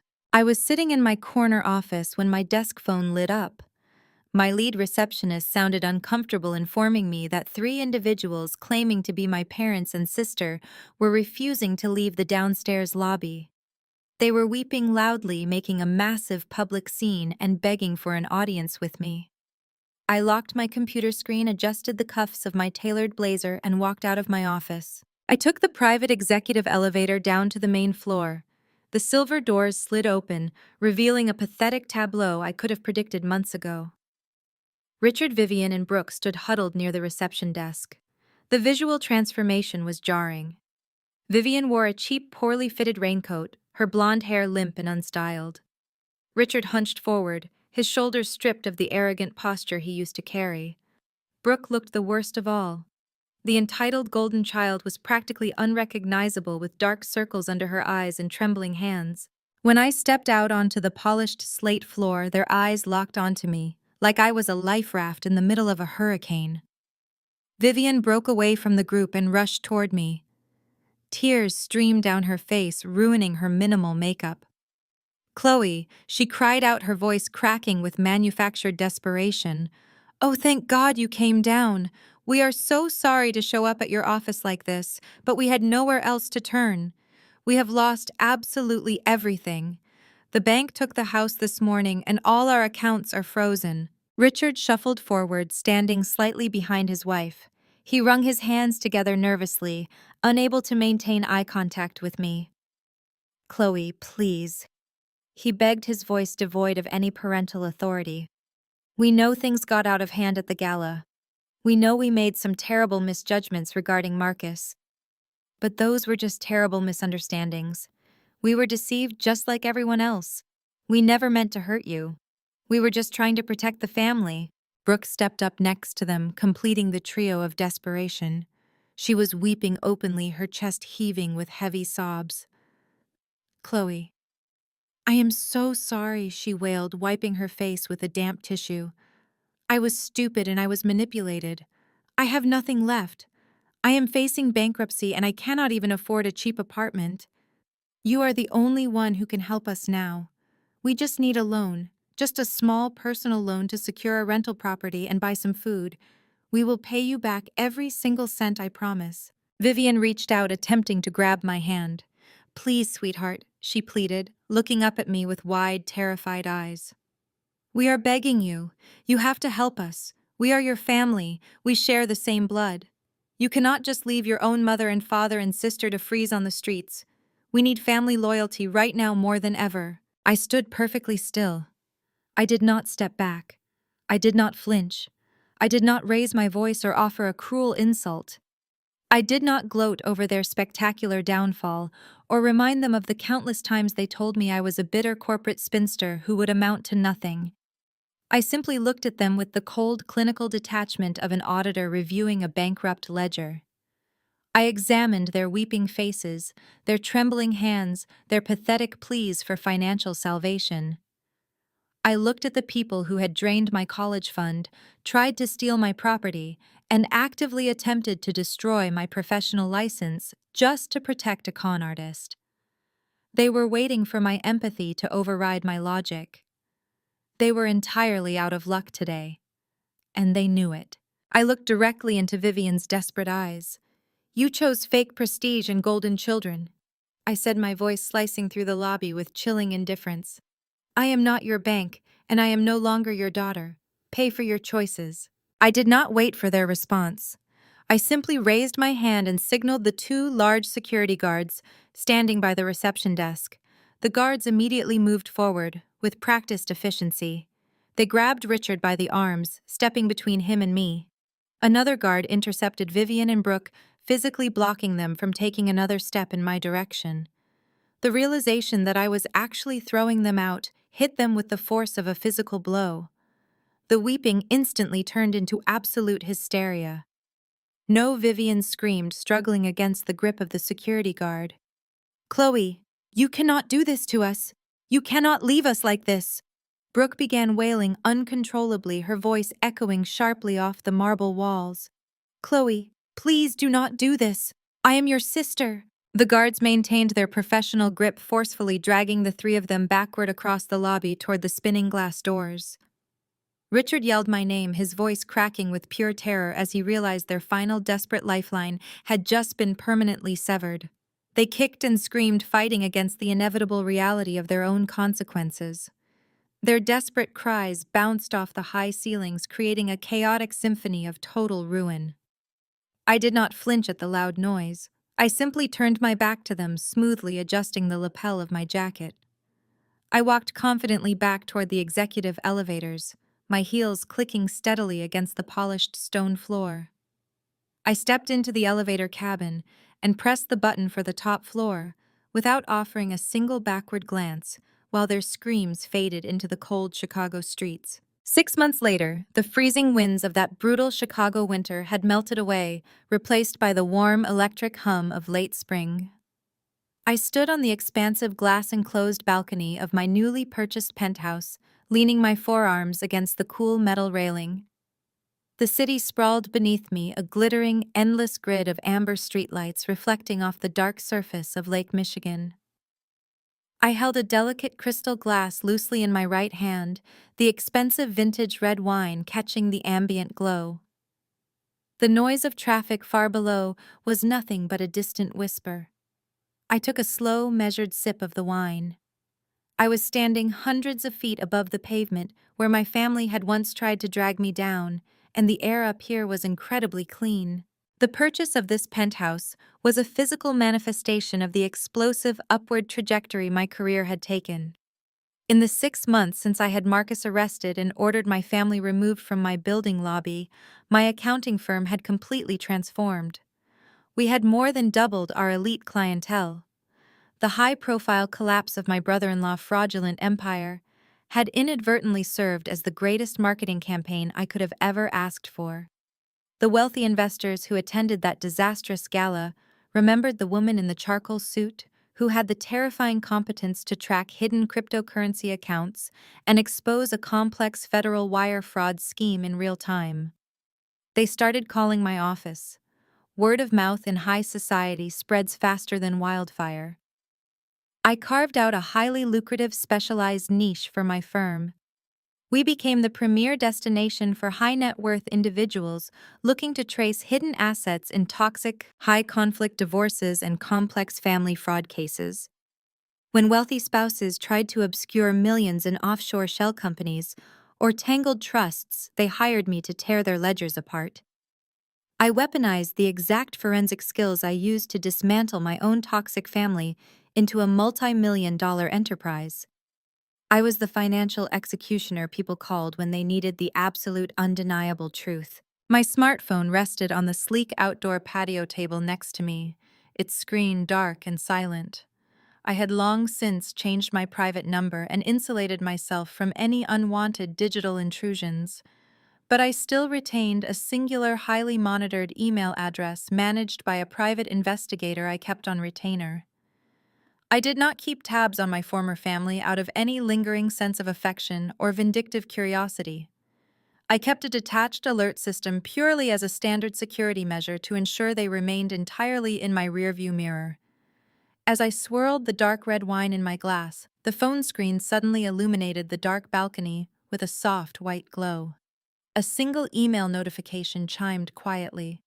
I picked up the device and glanced at the lock screen. It was the monthly status update from my private investigator. I tapped the screen and opened the message. The bold text of the executive summary was brief, clinical, and completely devoid of emotion. It contained a single, compressed paragraph detailing the current whereabouts of Richard, Vivian, and Brooke. The summary confirmed exactly what I had predicted the day I threw them out of my lobby. Stripped of their stolen wealth and thoroughly exiled from their elite Chicago suburban circles, they had been forced to flee the state entirely. The investigator noted that they had officially relocated to a cramped low-income apartment complex on the outskirts of a dying Rust Belt town 3 states away. They were living in close, suffocating quarters, dependent on minimum-wage retail jobs and whatever meager government assistance Brooke could qualify for with her shattered credit history. They were trapped in a miserable reality of their own making, surrounded by the crushing consequences of their lifelong arrogance and greed. There was a hyperlink attached to the bottom of the email, offering a comprehensive portfolio of their eviction notices, their menial employment records, and surveillance photos of their depressing new surroundings. A year ago, the bitter, wounded daughter inside me might have desperately wanted to scroll through the photographs seeking some twisted sense of validation or gloating over the visual proof of their spectacular ruin. I might have wanted to see the peeling paint on their cheap apartment door or the exhausted expressions on their faces as they clocked into their shift work. But as I stared at the glowing blue hyperlink on my phone screen, I realized I felt absolutely nothing. No joy, no pity, no anger, no desire for further revenge. The opposite of love is not hate. The opposite of love is apathy. They were no longer my parents or my sister. They were just strangers who had made terrible financial and moral investments, and the market had simply corrected itself. They were entirely irrelevant to my current existence. I did not click the link. I did not scroll down to read the rest of the investigator detailed report. With a simple, effortless swipe of my right thumb, I sent the entire email directly into the digital trash bin. I locked the screen, rendering the phone dark and silent once again, and tossed it casually back onto the patio table. I turned my attention away from the screen and back toward the skyline of the city that I had conquered entirely on my own terms.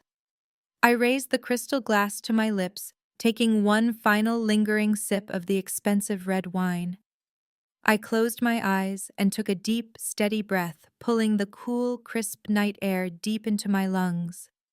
I was completely alone, and I had never felt more secure. The heavy, suffocating chains of familial obligation were permanently broken. The past was fully audited, the ledgers were balanced, and the accounts were closed forever. I stood on my balcony, surrounded by the quiet, undeniable proof of my own resilience, enjoying the ultimate priceless luxury of absolute unbothered peace. Chloe's journey teaches us a profound lesson about self-worth and the courage it takes to break toxic cycles. For years, her family demanded blind loyalty while actively plotting to steal her hard-earned success. However, Chloe proved that shared DNA does not obligate you to endure manipulation or abuse. By setting ironclad boundaries and relying on undeniable truth, she reclaimed her power. Her story is a powerful reminder that sometimes the healthiest choice is to walk away from destructive environments and confidently build your own peace. Have you ever had to set hard boundaries with toxic relatives? Share your experiences in the comments below.